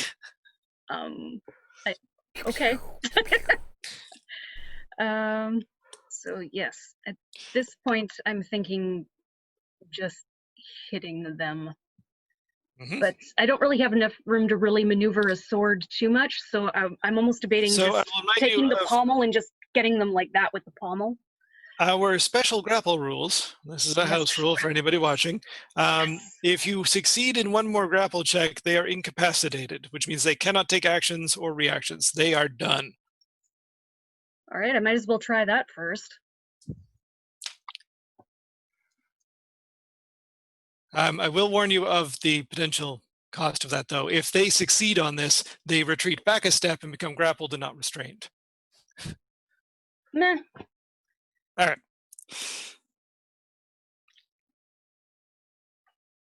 You're just being consistent. And they rolled poorly. They are incapacitated. So they essentially, you are sitting on top of them at this point. They are pinned. They cannot do anything, but you have an action left to use, or an attack left to use if you'd like. I don't feel like really hitting somebody while they're down. Yep. They make That's a comfortable seat. I'm good. Yep. They are out of this one. They're squirming beneath you and cursing you, but nope, they are unable to do anything. All right, so they are out of the fight. I'll just, they're not dead, but I'm going to put an X through them to sort of remind us that they're out of the fight. And actually same for Ketrel down here. Not quite dead, but definitely out of the fight. Leon. Right. Just because it's terribly amusing to do so. The one who's almost getting to the other side of the crowd. Yep. Yeah, that one. Are they the half orc or who are they? They're half orc. Yep. All right. You know what? I'm just gonna do this just because it's. Gotta try and put them asleep. No, because then I'll be putting a bunch of people to sleep potentially. Oh, that's true. That's right. It's an area. No. So what I'm gonna do is through a combination of movement plus Misty Step, I'm going to put myself right here. Ah. Having drawn my short sword on the way as part of my movement. Okay. And then that was my bonus action. As my action, I'm going to use the gust spell just to make my clothes ripple in a breeze and look menacing and cool and be like, the Whisperer cannot help you now. Surrender. I will give you an intimidation check with advantage. Sweet. I was like, you know what? That would just be really fun. That's pretty magnificent. Yes. Yay. All right, with advantage, please roll out. That was not great, but Oh. Oh. I really wanted that to work for you, but I gave them sort of a wisdom check, and yeah. they sort of you have this like grand entrance. You sort of peer and the ruffle and the sword out, and they're like, "Yeah, screw you." Well, also they're like, "Wait, you're a wizard." All right, Talon. All right. Talon, come help me. I was going to say, I looked around. I would say, yeah, absolutely, that Otek, I think was the name of the half-orc, is definitely the one that is sort of the most dangerous, the most able to flee. So, yeah, Talon is going to... Now, is it acrobatics to go through a crowd? Or I know it's like friendlies for the most part, but... Yep, I would give you, if you wanted to get through the crowd to them in part of your move action, I would make that an acrobatics check. All right. I'm here. Oh, yeah. So if I, well, can't exactly get to, you know. Oh, you've got 40 feet of movement at this point? Yeah, I've got 40. All right. So I will allow you to get here, sort of right beside them with a good acrobatics check. Okay. I mean, the other option is I just try to run and I go, if I can get through, I'll just go there and just be waiting in case they get further. Your choice. That'd be amazing. To be fair, I'll just try to run through the crowd and be waiting. All right. Give me an acrobatics check. It's too bad Talon didn't go first. I mean, as it is, I appear there, I look intimidating, and then suddenly there's Talon looming over top of me. Where then they're like, I'm not afraid of, but him? Oh, God. Where I'm like, ha ha ha, you are afraid of me. No, crowds and pools of water. No, those are his nemesis. Yep. Little wizards. Definite weakness. So I'm going to move your character here. You run along. You get to here. You do like this massive dive roll over the one character there, but you are big. You overestimate your dive just a little bit, and you end up tackling the person who's right here, and you sort of end up in a heap with them, and you sort of roll away a few feet, and you can get up and sort of... If you want to, but you are otherwise there. You can allow you to get up, but you are otherwise there. Okay, no, that's fair. I was waiting for that, like, you know, when you do the whole thing, like, I'm going to go right and you go to your right, but you kind of both go the same direction. But you and the person you collided with take 6 points of damage. All right. You had a lot of force running into that. Yes. They are not happy. Yeah, amazing. Helen and I try to look so intimidating, and neither one of us quite No. succeeds. You at least looked intimidating, even if it wasn't like intimidating enough. And Talon, you are semi-aware. They weren't quite here when you were here last time. Maybe they were just starting. But Otek is a relatively decent monk. So they are sort of on, not necessarily on your level, but they are a monk of a probably similar level to you. Oh no, what have I done? Yes. Torok, I'm not going to make you make a roll this time. That was just for fun the first time around. You can act freely this time. Okay, so how is that in the sorry, I'm on the wrong. Mhm. How are they doing? Because Torok's not a fan of anyone who's firing fireballs into This one crowds. here. Yeah. They are quickly becoming restrained and grappled by like a couple of monks, and there's a couple of wizards and a cleric that are also sort of throwing spells at them. They are less of a concern now. You could still add your effect to theirs and sort of completely take them out if you want, or focus on someone else. Because Torok's not going to be able to get in. Well, Torok could probably hit. Can you split the attacks over between? Can he attack, move, attack, given his 2 actions? Yep. So he's definitely not going to be able to do that. So he's going to attack her then. Okay. With his warhammer. I was gonna say you could get close enough to throw your axe at the one that Leon and Talon are trying to get to. It's a pretty crowded space to start throwing. Yeah, if you roll low enough, you might hit someone else. So yeah. Torok's not a fan of casualties, but hitting this individual in the face with the warhammer is not something he's going to mind doing. No.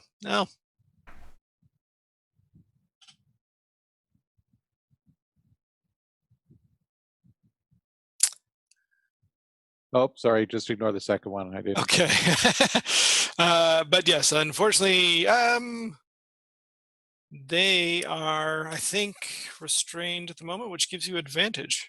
Oh, okay. So I can try rolling that again. So if you take the second one, the 17, that would hit. Okay, I'll take that one then. That's all 2. Right. So. Yeah, and do you want to take that initial damage? Yeah, that's fine. All right. Yes, you have advantage. All right, and I believe you would get another attack. Yeah. So 8 damage. So given it is with advantage again, I'll just roll the same poor copy paste job. That works well.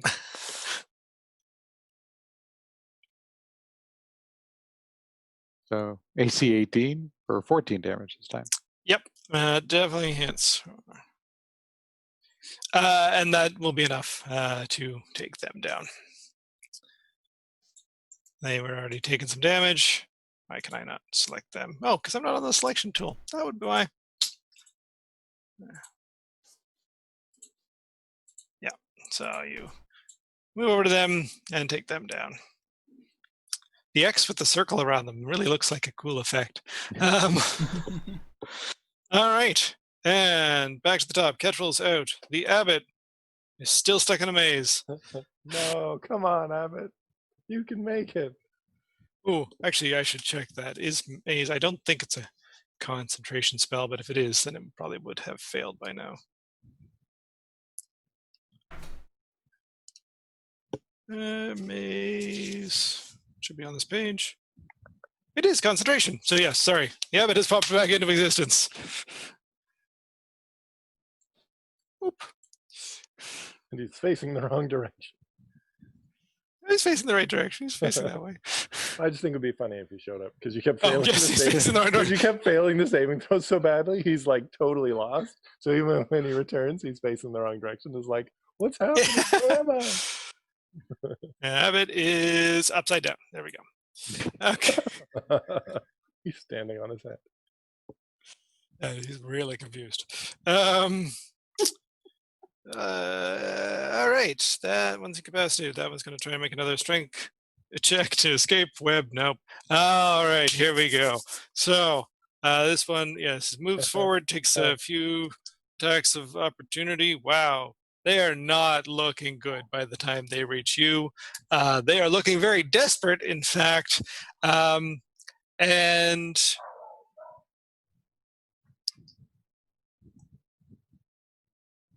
I want to do something a little bit sort of fun and special here. I'm trying to figure out the best way to do it. I'm gonna make it initially a grapple check. So, Leon, give me athletics or acrobatics, your choice. Okay. Oh, good luck. I can do it. I believe in myself. Yeah, they rolled higher than that on the dice. So they get to you, they pick you up fully, and are going to throw you into Talon.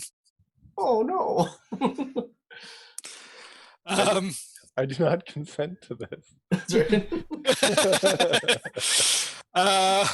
Yeah. Talon, do you consent to this? Catch me, Talon, catch me. Oh wow. Okay. Talon, what's your AC? 16. Yeah, I gave them disadvantage because they're throwing a person, but they still hit. Yay. And I'll just give some fun bits of damage here. Yeah, you both take 6 points of damage. Talon, give me a dexterity saving throw.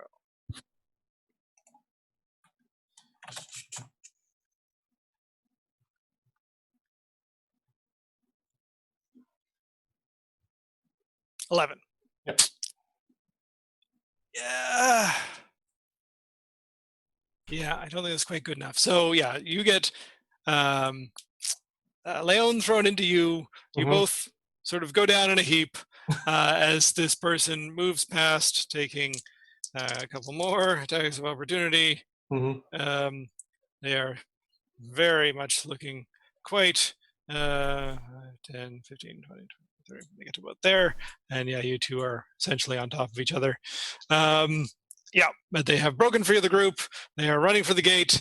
They are like wounded and, blood, coming off. It's like several different cuts on them, but they're still moving. And Gildy, what would you like to do? Rob, I just want to mention, remember that web that was holding someone? Yep. Yeah. my concentration check was a 3. So they're web free. is no longer holding them. All right. Yeah, that was the downside to my plan of confronting them directly. Was if they do any damage, it's probably going to go down. All right, I will make note of that. The web is down, but unfortunately they have sort of already gone, so they were still stuck for this round. But they are freed now. Gildy. I think Gildy is a little more concerned with the guy who's about to get away. Yeah.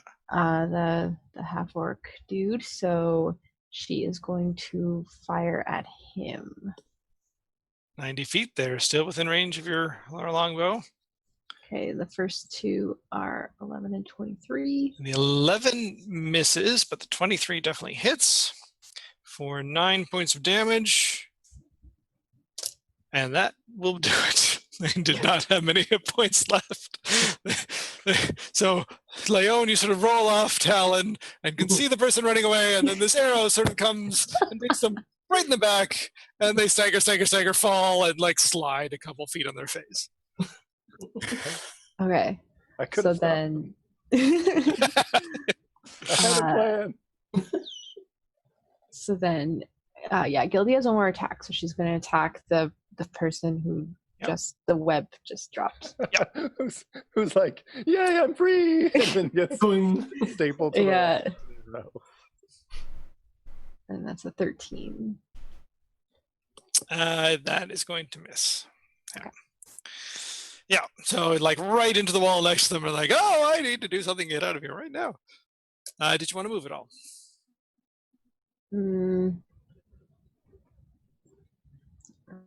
Let me see.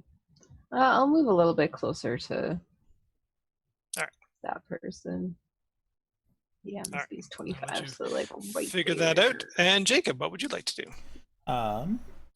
Apparently I am following Gildy along, so I'm gonna follow her and do a firebolt on.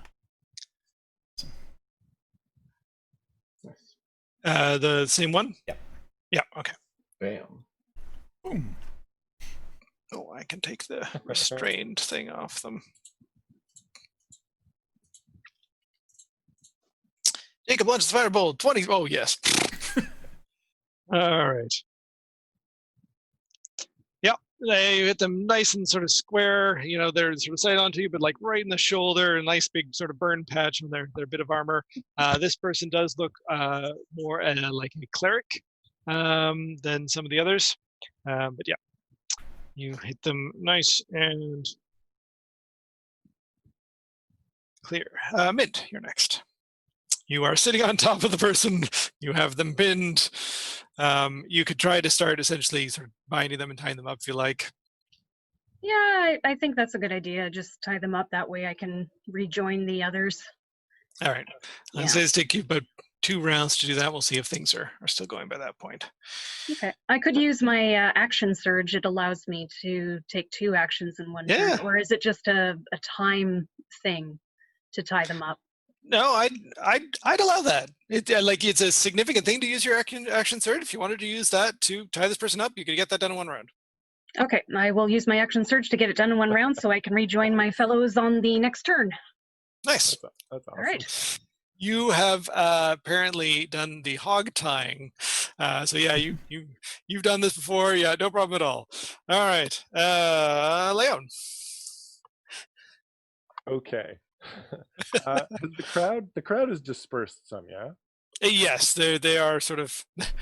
Initially, they were taken by surprise. They didn't really know what was happening, but yeah, they were very much starting to react. They have been sort of attacking and doing things, but they're starting to disperse a little bit as well. Okay. So is this person further away than that from me? From me? Sure. Please say yes. Yeah. Yay! Thank you. I'll say that they were. Where direction would they be trying to move in? We'll say that they were trying to move in this direction, and they've sort of moved on since then. Sure. Perfect. So I grab Talon, and an explosion of thunder, I move here, and Talon is now right beside this person. Yep. Nice. So boom, and suddenly we're there, and I'm like, Talon. All right. So you have thunder stepped. Did you want to move? What's that? Did you want to move away? Anything after that, or? Oh no, I like basically being there and having Talon in front of me and being like, Talon?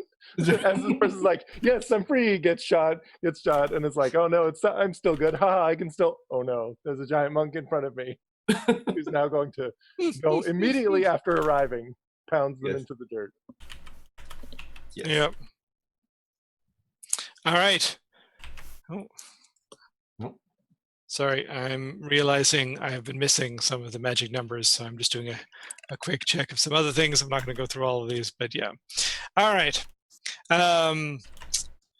Which makes it Talon's turn. That's Talon. Perfect. Exactly. Talon is going to try and punch this person. Can you hear me? Yep. Okay. So I'm looking at Rob, and he looks rather frozen. Yes, I was frozen for a moment because all of you were frozen, so I'm like, shucks. All right, I'm going to punch Yes, them. what would you like? You're going to punch them, okay. Yes.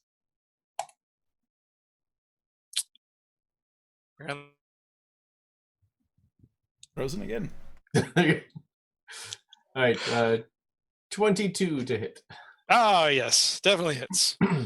8 points of damage. Yep. You've got a couple more punches if you want them.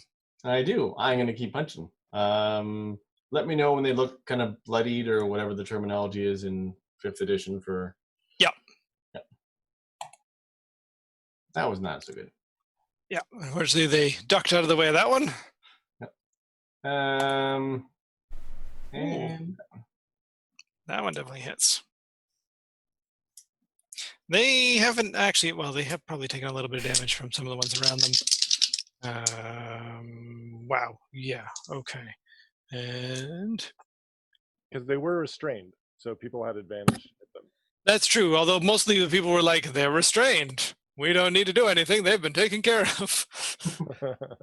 But yes, I will say they have taken X points of damage from other attacks. Somebody was like, I never liked you. I was just punching them in the gut as they were stuck in the web. All right, they are looking moderately hurt after your round. All right. These guys are pretty tough. Did you want to move or do anything else? No, I will just stay right there and hopefully prevent them from at least going this direction. Okay.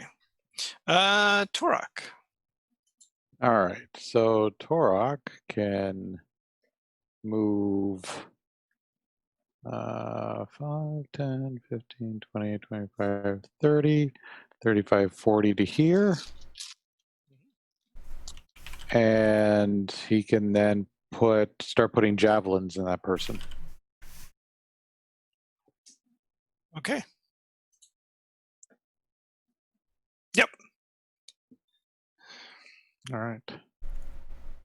And the first. Holy crap. 12 does not hit, unfortunately. Okay, try again.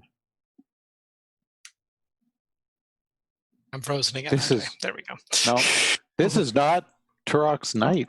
Or No. no. But there's like 2 javelins now in that wall, blocking them from going that direction. Yes. Yes. You meant to do that. Yeah, of course. No, That's it. don't go this way. All right. Give me 1 sec. I just want to take a look at something. Because a couple fun little things are going to happen. Oh. No, we don't like fun things.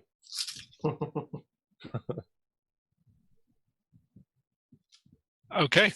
That is good. I will keep that in mind. That's not good. No, it's not. I'm injured.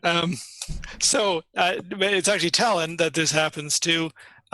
You will say that middle attack that missed was because you punched, and the ring that you're wearing seemed to discharge at the same time that you were punching, and that sort of caused you to miss. Had you cast any other spells into that ring since you had received it? No, because Talon hadn't investigated the ring to know all of its capabilities. Yep. I know what it is, but Talon didn't. Yep. However, the spell that was in it, which was a revivification, just in case, has been discharged. Okay. Yep. Right. So that is no longer in your ring. Luckily, you were at the temple where somebody could probably put it back in again if you need to. But yes, that's one of the interesting little things that happens. I've determined that there's 2 others that are out there just waiting to happen, but we'll see if they actually happen or not. All right. And that brings us all the way back around to that person who is pretty much not quite surrounded, but not doing so hot. What are they gonna do?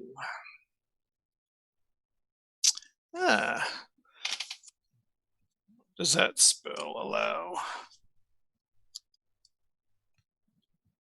One moment.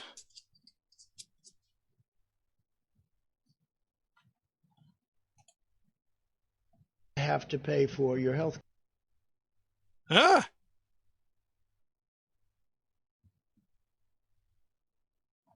Yep, it is going to do that. That seems like a good thing to do. It casts a spell. Well, I suppose anybody who wishes to, who's nearby, they can try and see if they can figure out what the spell is. It is a cleric spell, but maybe you have some insight into that.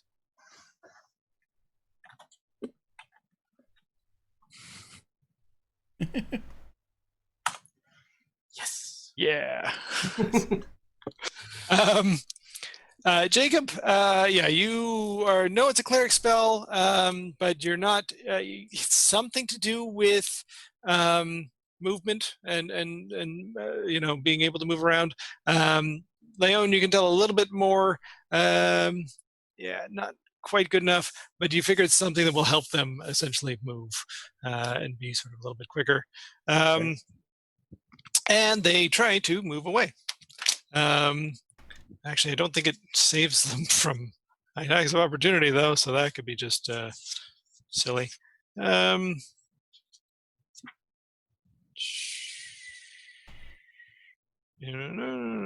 Okay.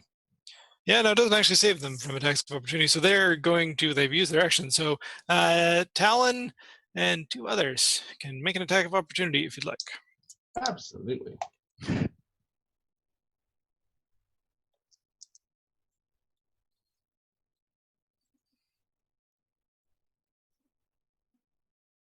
Oh, yeah, that'll definitely hit.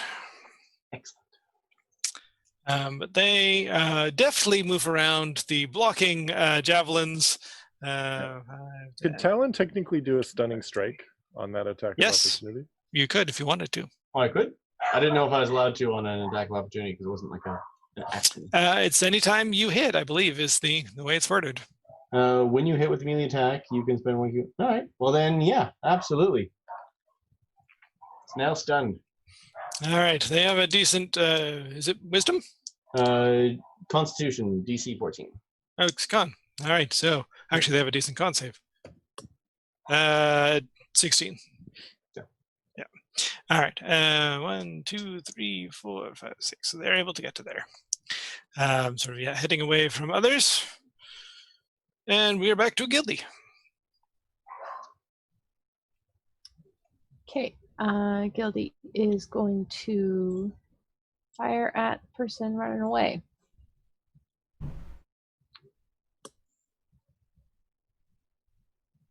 Okay, those are the first 2.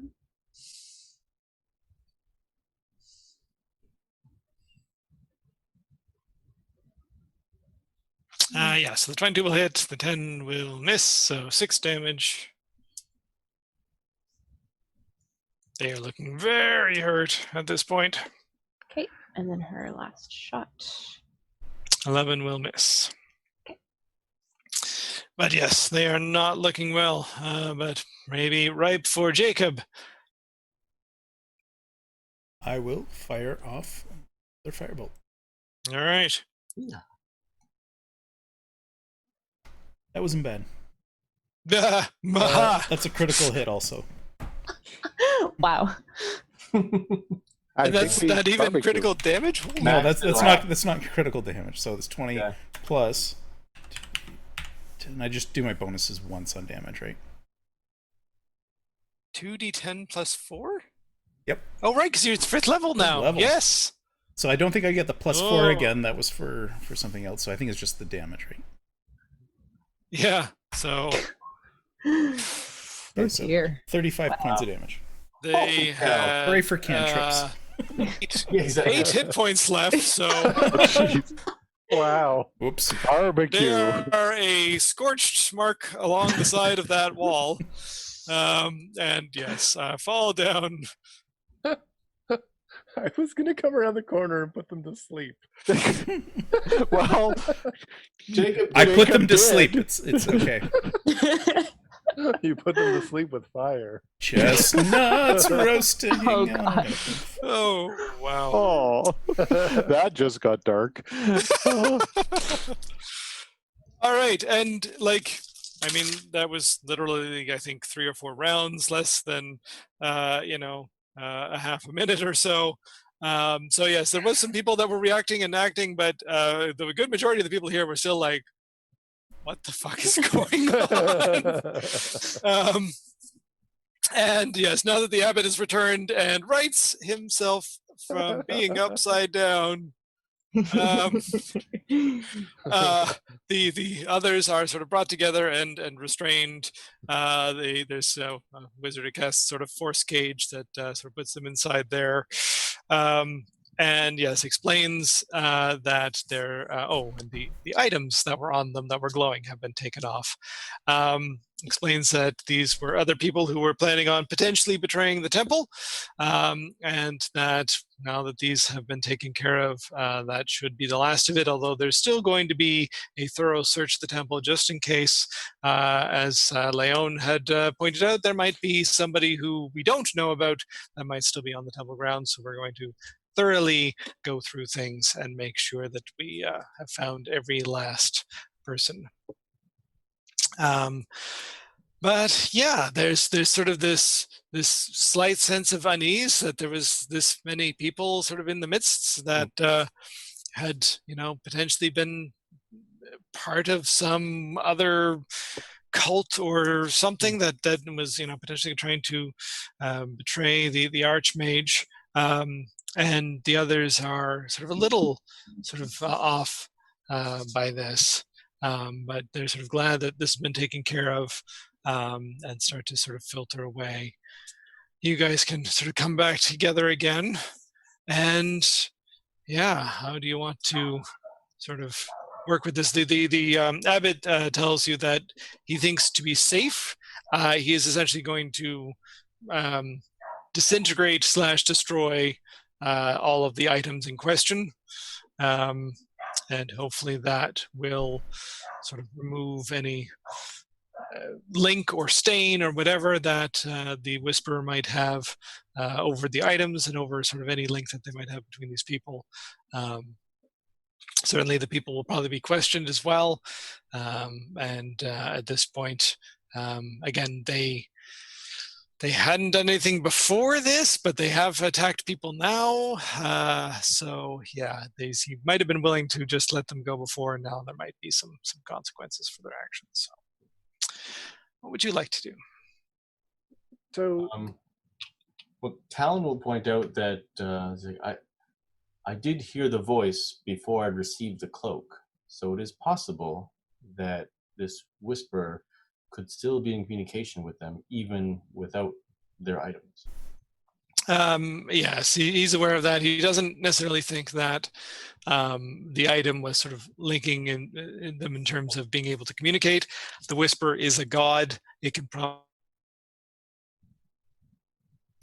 Bob froze. So it could what? It could what? Oh, don't leave us hanging! Needles! Oh my god! What could it do? Oh, I think we're losing them. Uh-oh. Oh no! No, come back, Rob, come back! Craw. On the next episode of The Next Level, find out what the god can do. I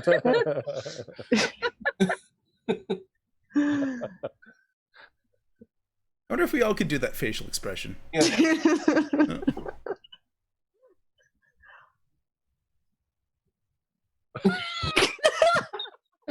That should be Rob's new.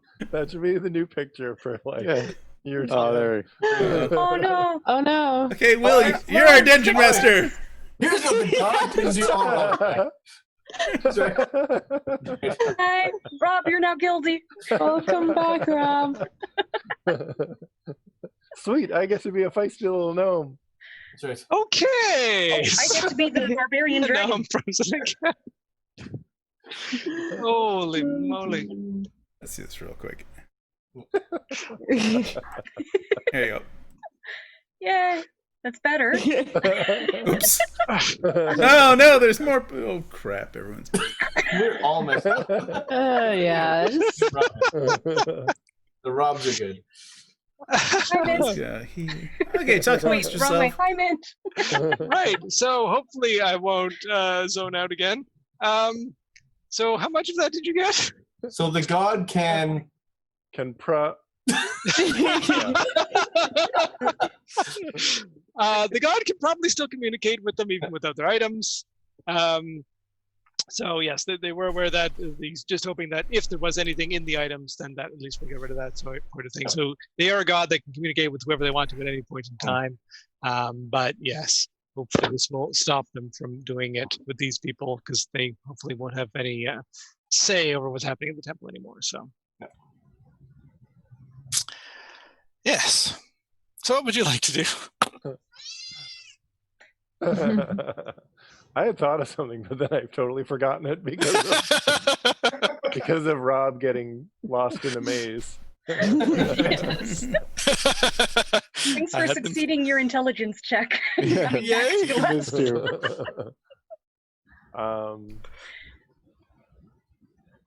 Oh yeah.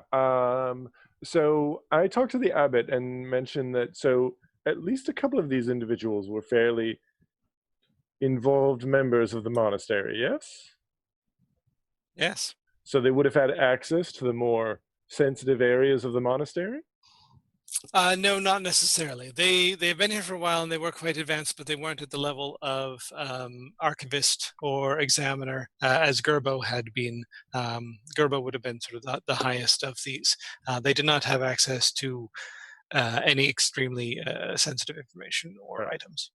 Well, so it still might be a good plan to just do a thorough search of the monastery and the temple in particular, looking for anything out of place. Yes, yes, he agrees. Just thinking back, so I mean, Talon had a few places that he'd hid things, sort of at the behest of the Whisper in the past. So Talon will think to kind of check some of those places. It could be that other people were instructed to hide things there as well. And Talon does ask, how long does this ability to see these glowing objects last? It would last for a day. Okay. Yes, because Talon points out there could be people outside of the temple that might also be under the influence. Generally, there aren't a lot of people outside of the temple at the moment.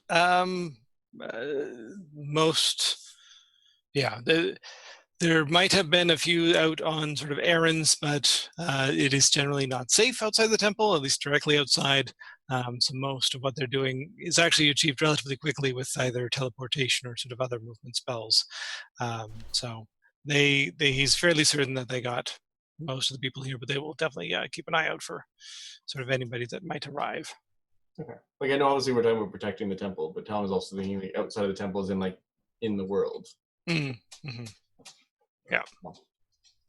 Okay. Yeah, and I'm almost certainly, the Whisper has other agents in the world that, working on other nefarious deeds.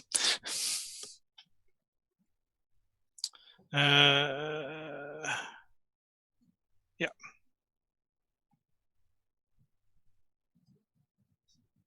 Anything else?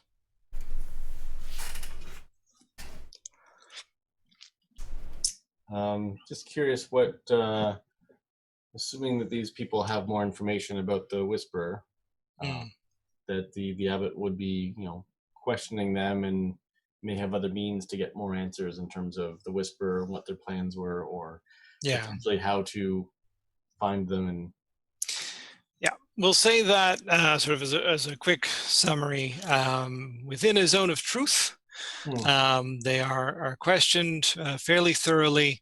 And interestingly enough, you find out that the Whisperer did speak to them all at once in that one moment, essentially just as they were being sort of singled out, essentially telling them, you've been found out. But other than that, definitely they haven't heard from the Whisperer since. That most of them didn't even really know it was the Whisperer. They weren't sure who this voice was. They just knew they had to follow it. Like you, they were pretty much convinced that they didn't really have a choice. That they were doing this sort of for a better, a greater good, or to protect, people they loved. Some of them just were just doing it. Like the people who've been here for a longer time, who've been involved a lot longer, just sort of gotten too deep and were just doing what they needed to do. Did any of them think that it was the Shadow Weaver? A couple of them, yep, did believe that as well. You sort of hear of other, again, mostly minor things that they had done and sort of confessed to doing, like losing books, maybe destroying the occasional sort of book from the library, and sort of moving things around, very subtle things, like Talon, sort of you were sort of very used to doing sort of initially, where you start to get the picture of sort of a larger web of sort of one person would sort of take something and move it here, and somebody else would sort of find it there and do something else with it, and it would almost be this sort of chain where they might not even know the other person was helping them. Yep. But they would sort of the overall goal did definitely seem to be the not allowing information and specific bits of information to get out into the world. That the Whisperer seemed to want to keep certain secrets. Can we figure out what specifically the Whisperer was trying to hide information about? It's actually a sort of a wide and varied sort of array of things, but it does seem to be that there's significant arcane and divine knowledge that you get the sense the Whisperer probably just did not want mortals to know, to sort of keep some of their own power and to keep again their ability to deceive others as sort of a primary goal. So things that might enlighten, things that might otherwise give mortals more knowledge of the arcane and the divine and that sort of thing. So. Okay. Yep.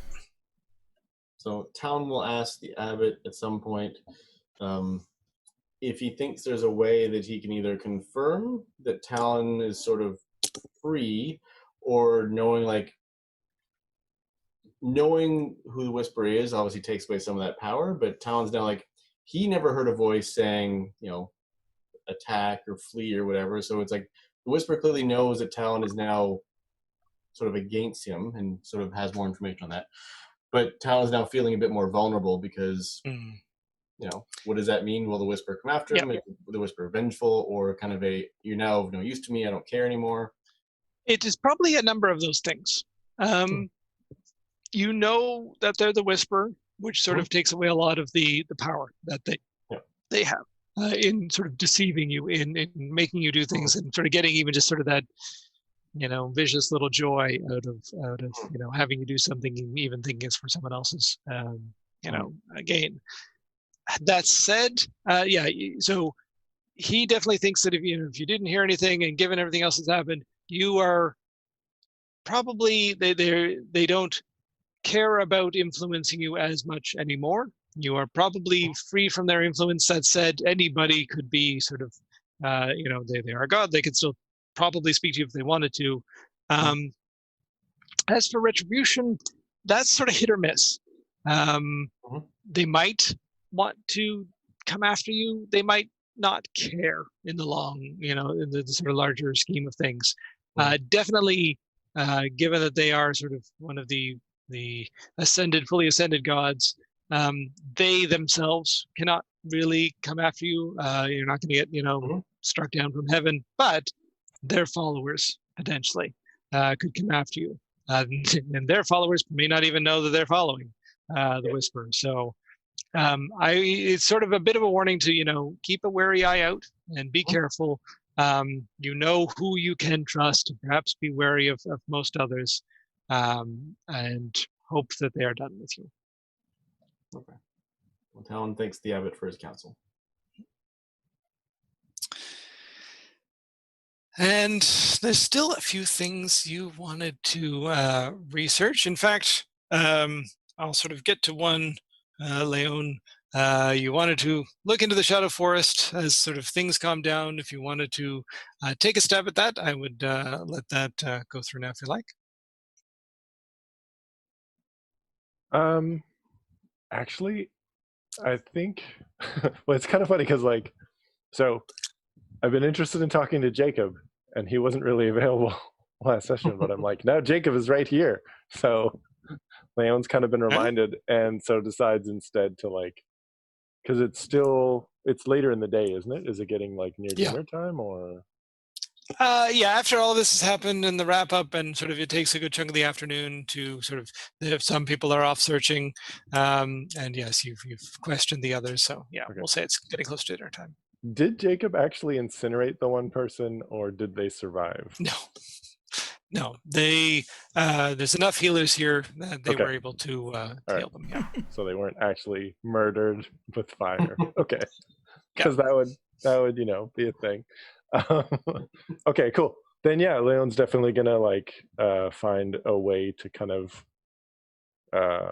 spend some time with Jacob. Seek out. And a quick note, the abbot will recast Revivify back into your ring. Oh, okay. Thank you. So yeah, sorry, keep going. Yeah, so I don't like.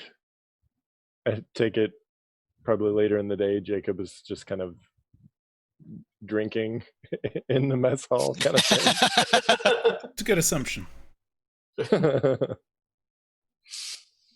So yeah, basically Check. just Leon comes and sits down beside Jacob and is like, "Good day, good evening, I suppose. I had been meaning to mention for some time, but I never seemed to have the opportunity. That No. You don't have to say. I will give you your piggyback ride at some point soon. I know I've completely forgotten about that. And my bad. No, that's actually not what I was going to talk about. Oh. I had actually. So remember that on the way here there was that merchant who I went and spent some time chatting with. Mm-hmm. So it turns out that actually it was Geraldine. Geraldine. Yes. Geraldine. I'm trying to rack my brain. I'm sorry, the name doesn't sound familiar to me. Really? Well, she's from your home village of Earhart. Listen, I'm going to look around just to see who's around. I feel we've been traveling enough that I really need to let you know that for the last little, most of my memories are a bit of a mess. You can call it Torok syndrome, I guess. But I woke up in a temple a little while ago, and my memories were gone. I've been having flashes since, but it's been a struggle to put it together. The closest thing I've determined was back at Starting Town. Silver Lake. Silver Lake. Back at Silver Lake, I ran in apparently to my sister, and it was the first time she said we had seen each other in 3 years. I've been trying to piece together things out of there, but yeah, my memory's a mess. So if you say that you ran into someone I knew, I'll take your word for it. But the name doesn't sound familiar. So yes, your older sister Lori, who ran off to become a bard. Yes. Oh. Now, with your memory loss, now, might it have something to do with an evening of intense drinking? That I know for sure is probably not. Okay. Probably not. Just wanted to check. All right. So do you remember anything about your past? A little bit. I've been getting flashes here and there. Okay. So as it turns, I can tell you everything that Geraldine had told me about your family history, if you wish. Yes. I get something to start writing this down because my memory is not so good. So I am sorry to inform you that both of your parents are deceased. They passed away approximately 3 years ago. If I knew who they were, I would guess I would be sad. That is troubling. So your father's name was Martus. He was a farmer and woodsman. Okay. While he appreciated intelligence, he was always a man who considered physical strength and prowess to be the true measure of a man. And I look down at my own kind of scrawny arms. I'm like, well, I guess that kind of maybe would say how our relationship developed then. What's the proper pronunciation of his mother's name? 1 sec.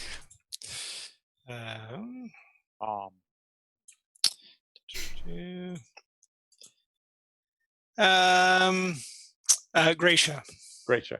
So Gracia, your mother, she mended clothes to help with the family income. Is any of this, as Leon is talking, is any of this? So I was going to say,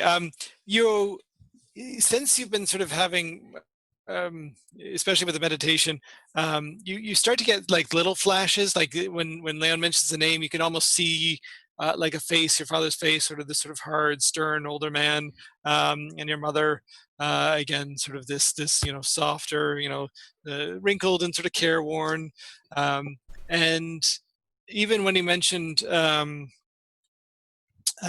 Geraldine, I believe, there's this sort of face of a young woman that you recall, but it's all sort of just it's faint, but at least you're getting something sort of in these references. It's not a lot, but you think maybe there's sort of bits and pieces that as you learn more might come back to you a little bit quicker and easier. Cool. So yes, your older sister Lori ran off to become a bard. Yeah, I know her now.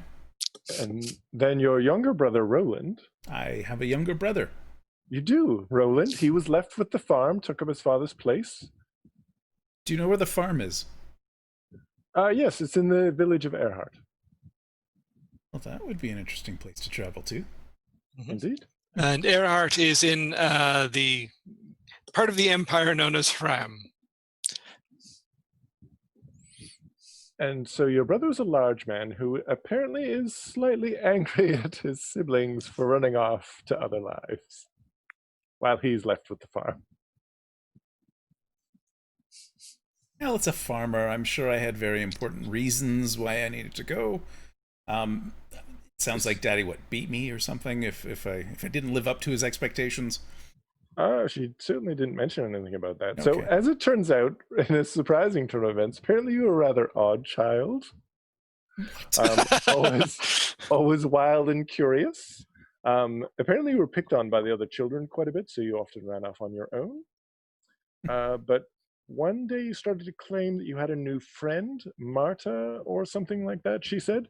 But no one else could see this individual. Mirdu. And then I kind of as I'm kind of going in with it, I'm like, yes, I have a friend named Mirdu. That I remember. In fact, from one spellcaster to another who's been involved in the arcane arts, I believe I'm in contact with her now. Like this very moment? Not this very moment, but through meditation, I've been able to reach out and briefly chat with her. Interesting. Well, and so apparently after you started to say, and sorry, it was the name again? Mirdu? Mirdu. Obviously, yep. Leon wouldn't have to ask that question because Leon remembers everything. And let me just write that down. Mirdu. So after the appearance of Mirdu, when kids would pick on you for being odd or different, weird things would happen. They would feel strange shocks or suddenly be frightened of you, which ended the children picking on you. But then no one really wanted to be near you. But Geraldine had a lot of sympathy for you, wanted to get to know you, tried really hard. And eventually, apparently you came around and actually the two of you unofficially courted for a little bit. And then a gnome came to town. She said, Sandal Fig Snipper or something like that. Sandal Fig Snipper? Yes. Oh. Nope, that one doesn't sound familiar. Well, and I really don't think that's the name. She just said Sandal Fig Snipper or something like that. And then you apprenticed with this gnome and left town. Interesting. Yes. But this individual. Did she say if she missed me?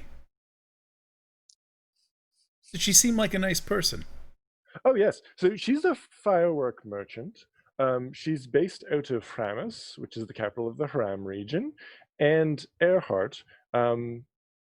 so not close to the capital, but she returns there often. She generally only makes the trip down to Rukeen via Silver Lake once a year.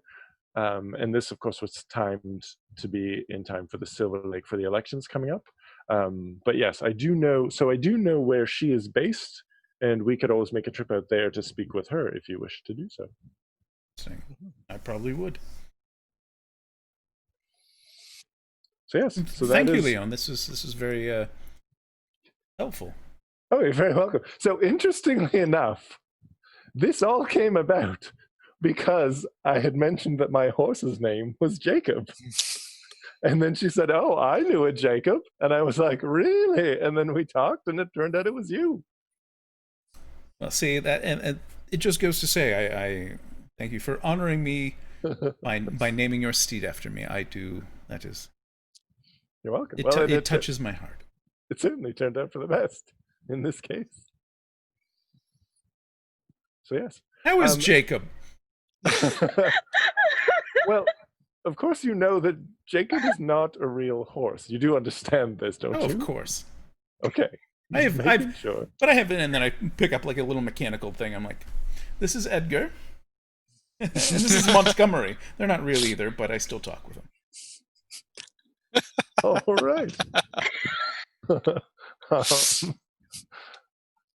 Have you tried having someone cast Greater Restoration on you? No, I don't believe so. Oh, and I was thinking that Mirdu perhaps might actually be some kind of spirit, and that she might be haunted. Well, she did mention she was dead. Well, that would certainly suggest that she might, in fact, be a spirit who is, for some reason, connected with you.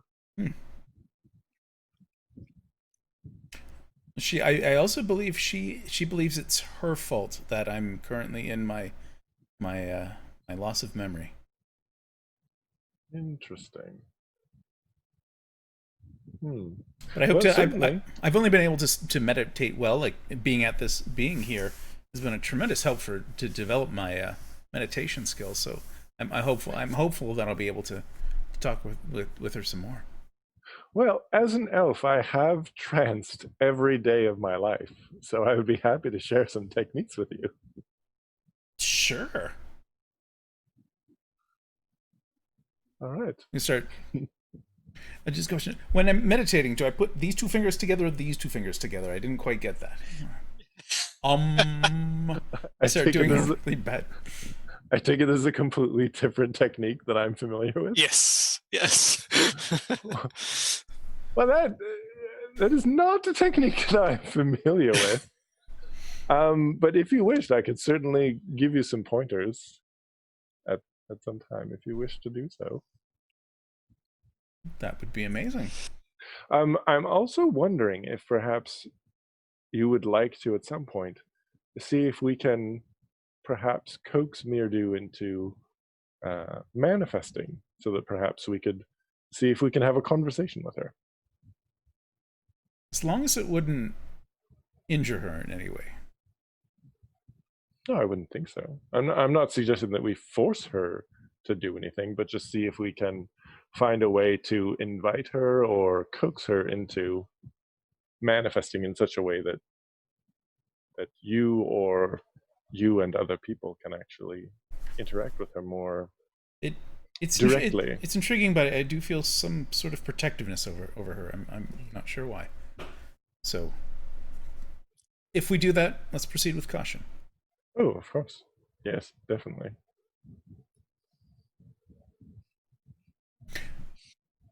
Beer? I feel this is a bonding moment for us, Leon.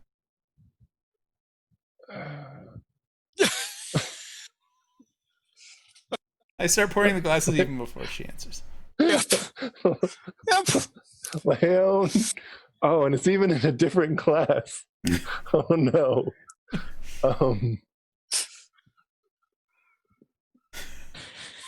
Leon casts prestidigitation on the glass to make sure it's nice and clean, takes a sip, and basically only takes one sip for the entire time that we are sitting. and tries to find things to talk about and probably doesn't do a very good job.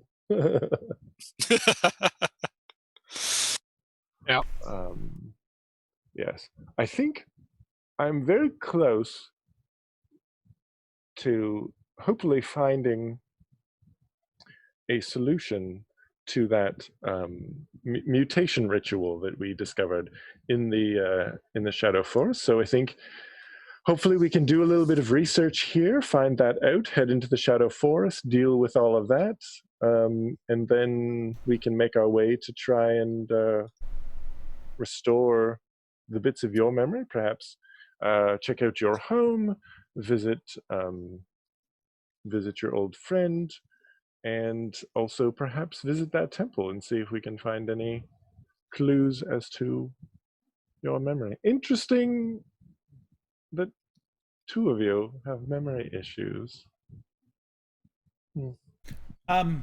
Great, thank you. And if you ever need a partner to pour over tomes, I'm quite learned in the arcane arts myself, so I'd be happy to throw theories, etc., bounce them off each other.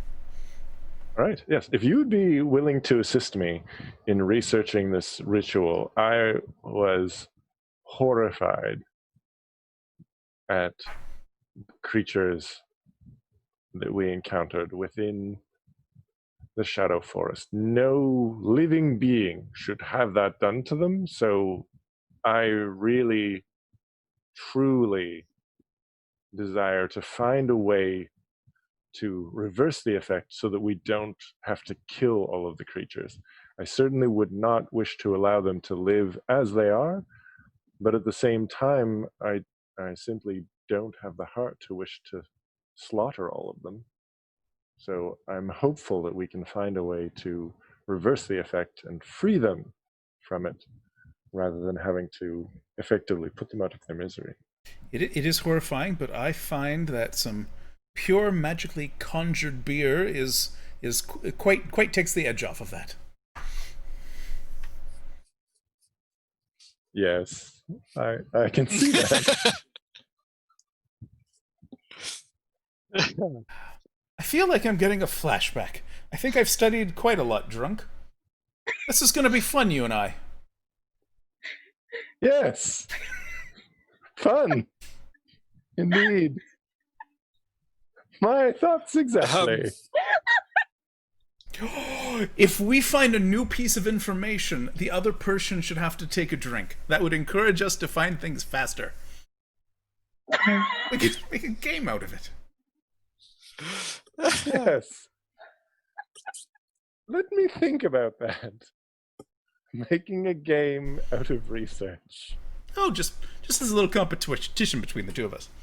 I mean, if you're really good at research, then I should be the one schmammered by the end, right? I have a feeling that is indeed what the end result will be. Excellent. I look forward. I go over and I bring up my glass to clink. Cheers, Leon. I do the cheers and take another tiny sip. And I down the rest of what I was drinking. All right. And the night continues.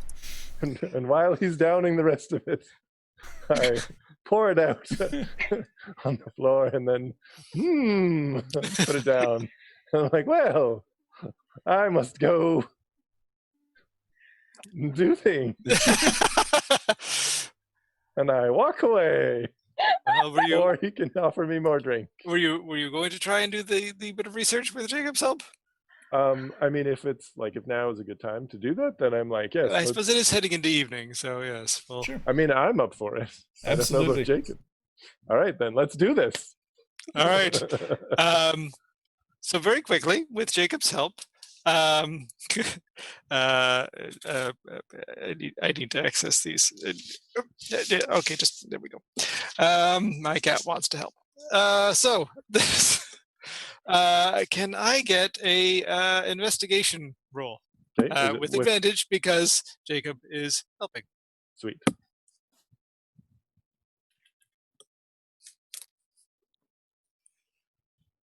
Oh, and I need to go back here so I can actually see what the roll is. Oh wow, yeah. I was thinking,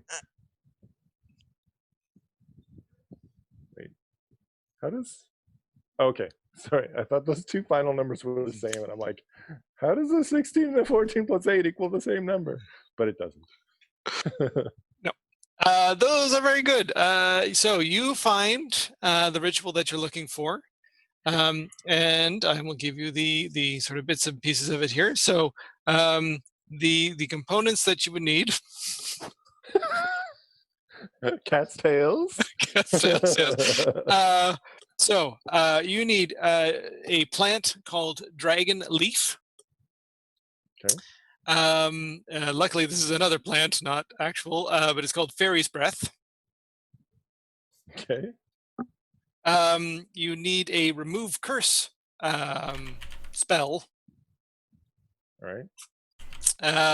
You need some form of blood, whether it's your own tends to be more potent, but you could be using other blood that is available. And the ritual will take 12 hours to perform, and will return a number of creatures equal to your level at the time to their normal state. Sweet. Do we have any information about where we can find those two plants? And what was the third thing again? So there's two plants, a remove curse spell, and blood. Do we get any sense that we could use the life stone to assist, like maybe sub in the life stone for a remove curse or for one of the plants or anything like that? Give me an Arcana check. With advantage? Yeah, Jacob sure. is If you helping. are discussing it with Jacob, yep, sure. I discuss everything with Jacob. With Jacob. Yeah, 19 is pretty good. You figure you could sub in the life stone for the blood. Oh, even better. Yep. Sweet.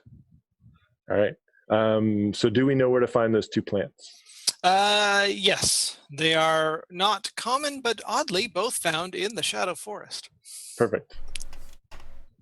Do they happen? And you sort of, you get descriptions of what they look like, and sort of, it's often found on the south side of the tree, and this sort of Now, is there any chance that either of these are in the monastery? If you ask around, oh yeah, I will give you a bit of a percentage chance that they have some available. All right. Dragon's leaf is a little rarer. I'll give you a 20% chance. Where do you want your 20%? High or low? High. All right, so 80 to 100. 96, they have some. Okay. Fairy's breath is a little more common.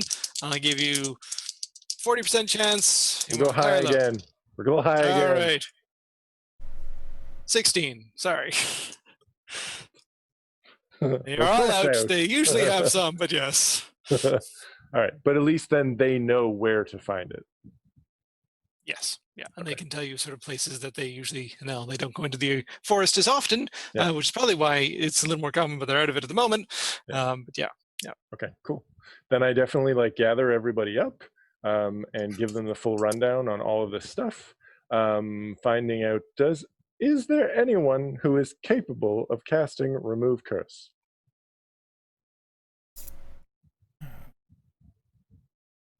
I might. What level of spell is Remove Curse? I believe it's 3rd.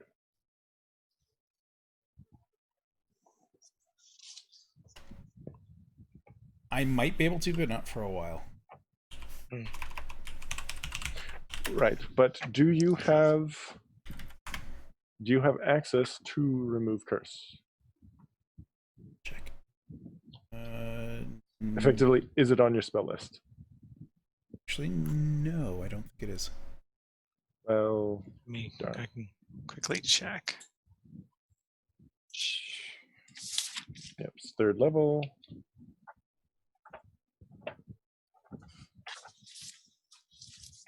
Remove curse.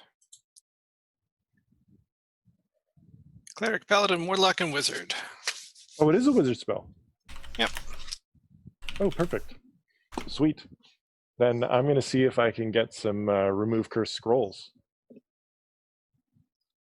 Yeah, at the temple. Cool.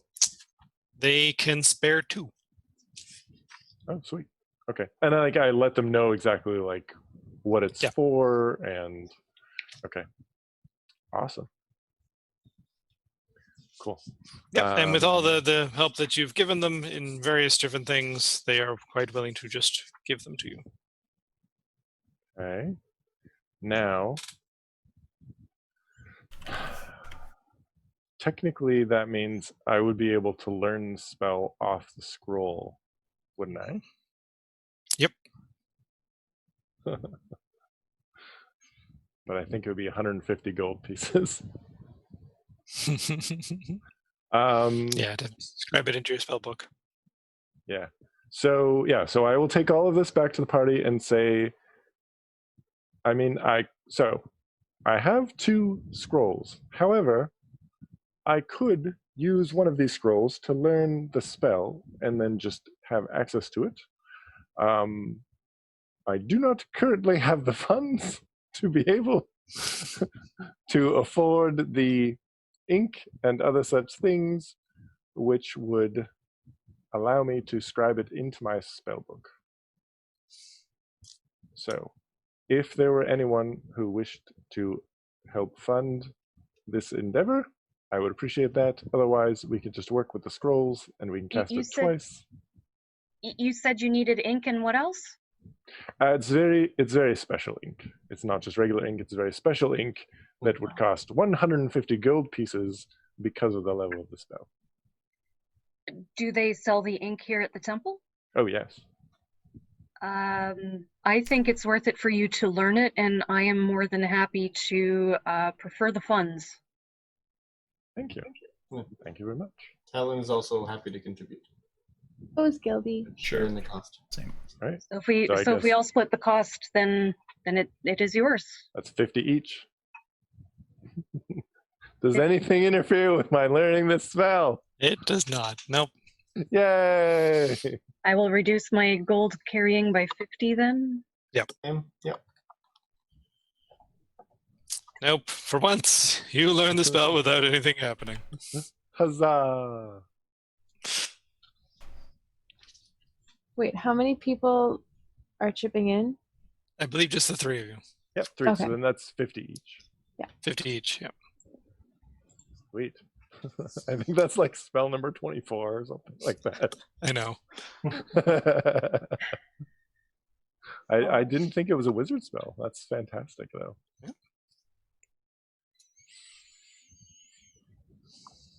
Right. So, All right. We are getting hitting about 10:30 or so. Yep.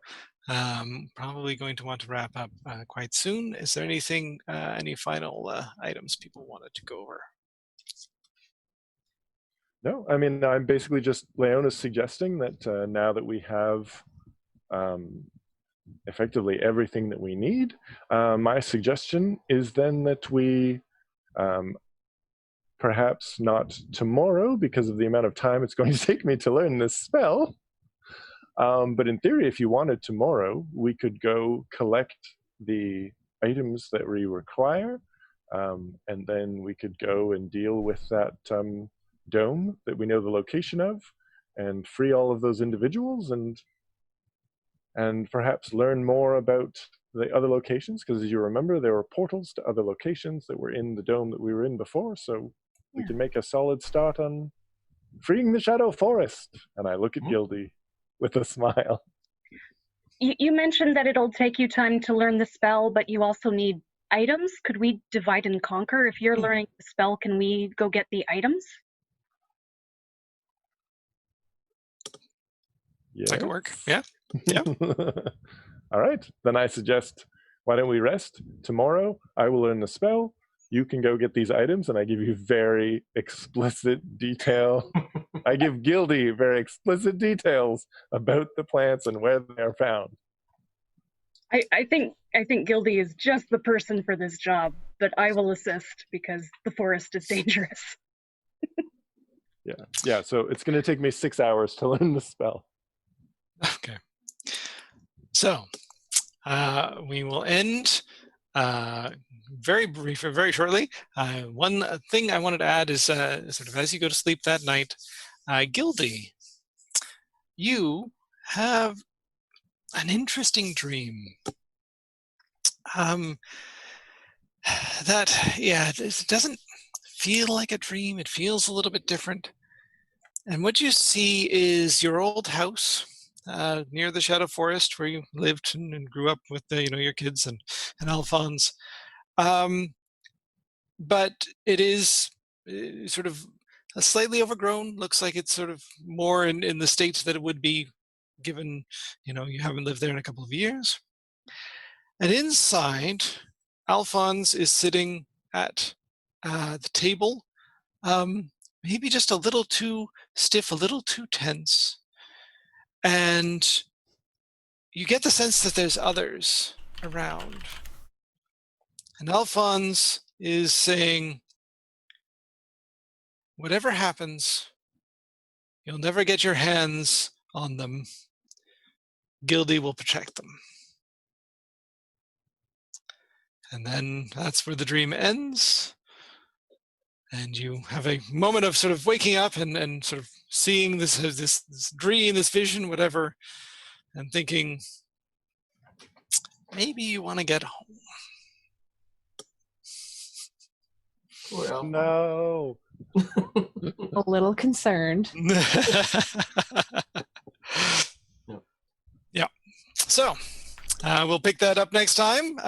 Thank you very much for joining us, even though we had some fun little technical difficulties. I will quickly mention that, yes, what had happened to Gildy and Torok and Talon, we're rolling the special number, which was 2, was that some of their items temporarily did the opposite thing of what they were supposed to do. So if Torok had used his axe, it would have healed. If Gildy had used her musket, it would have healed.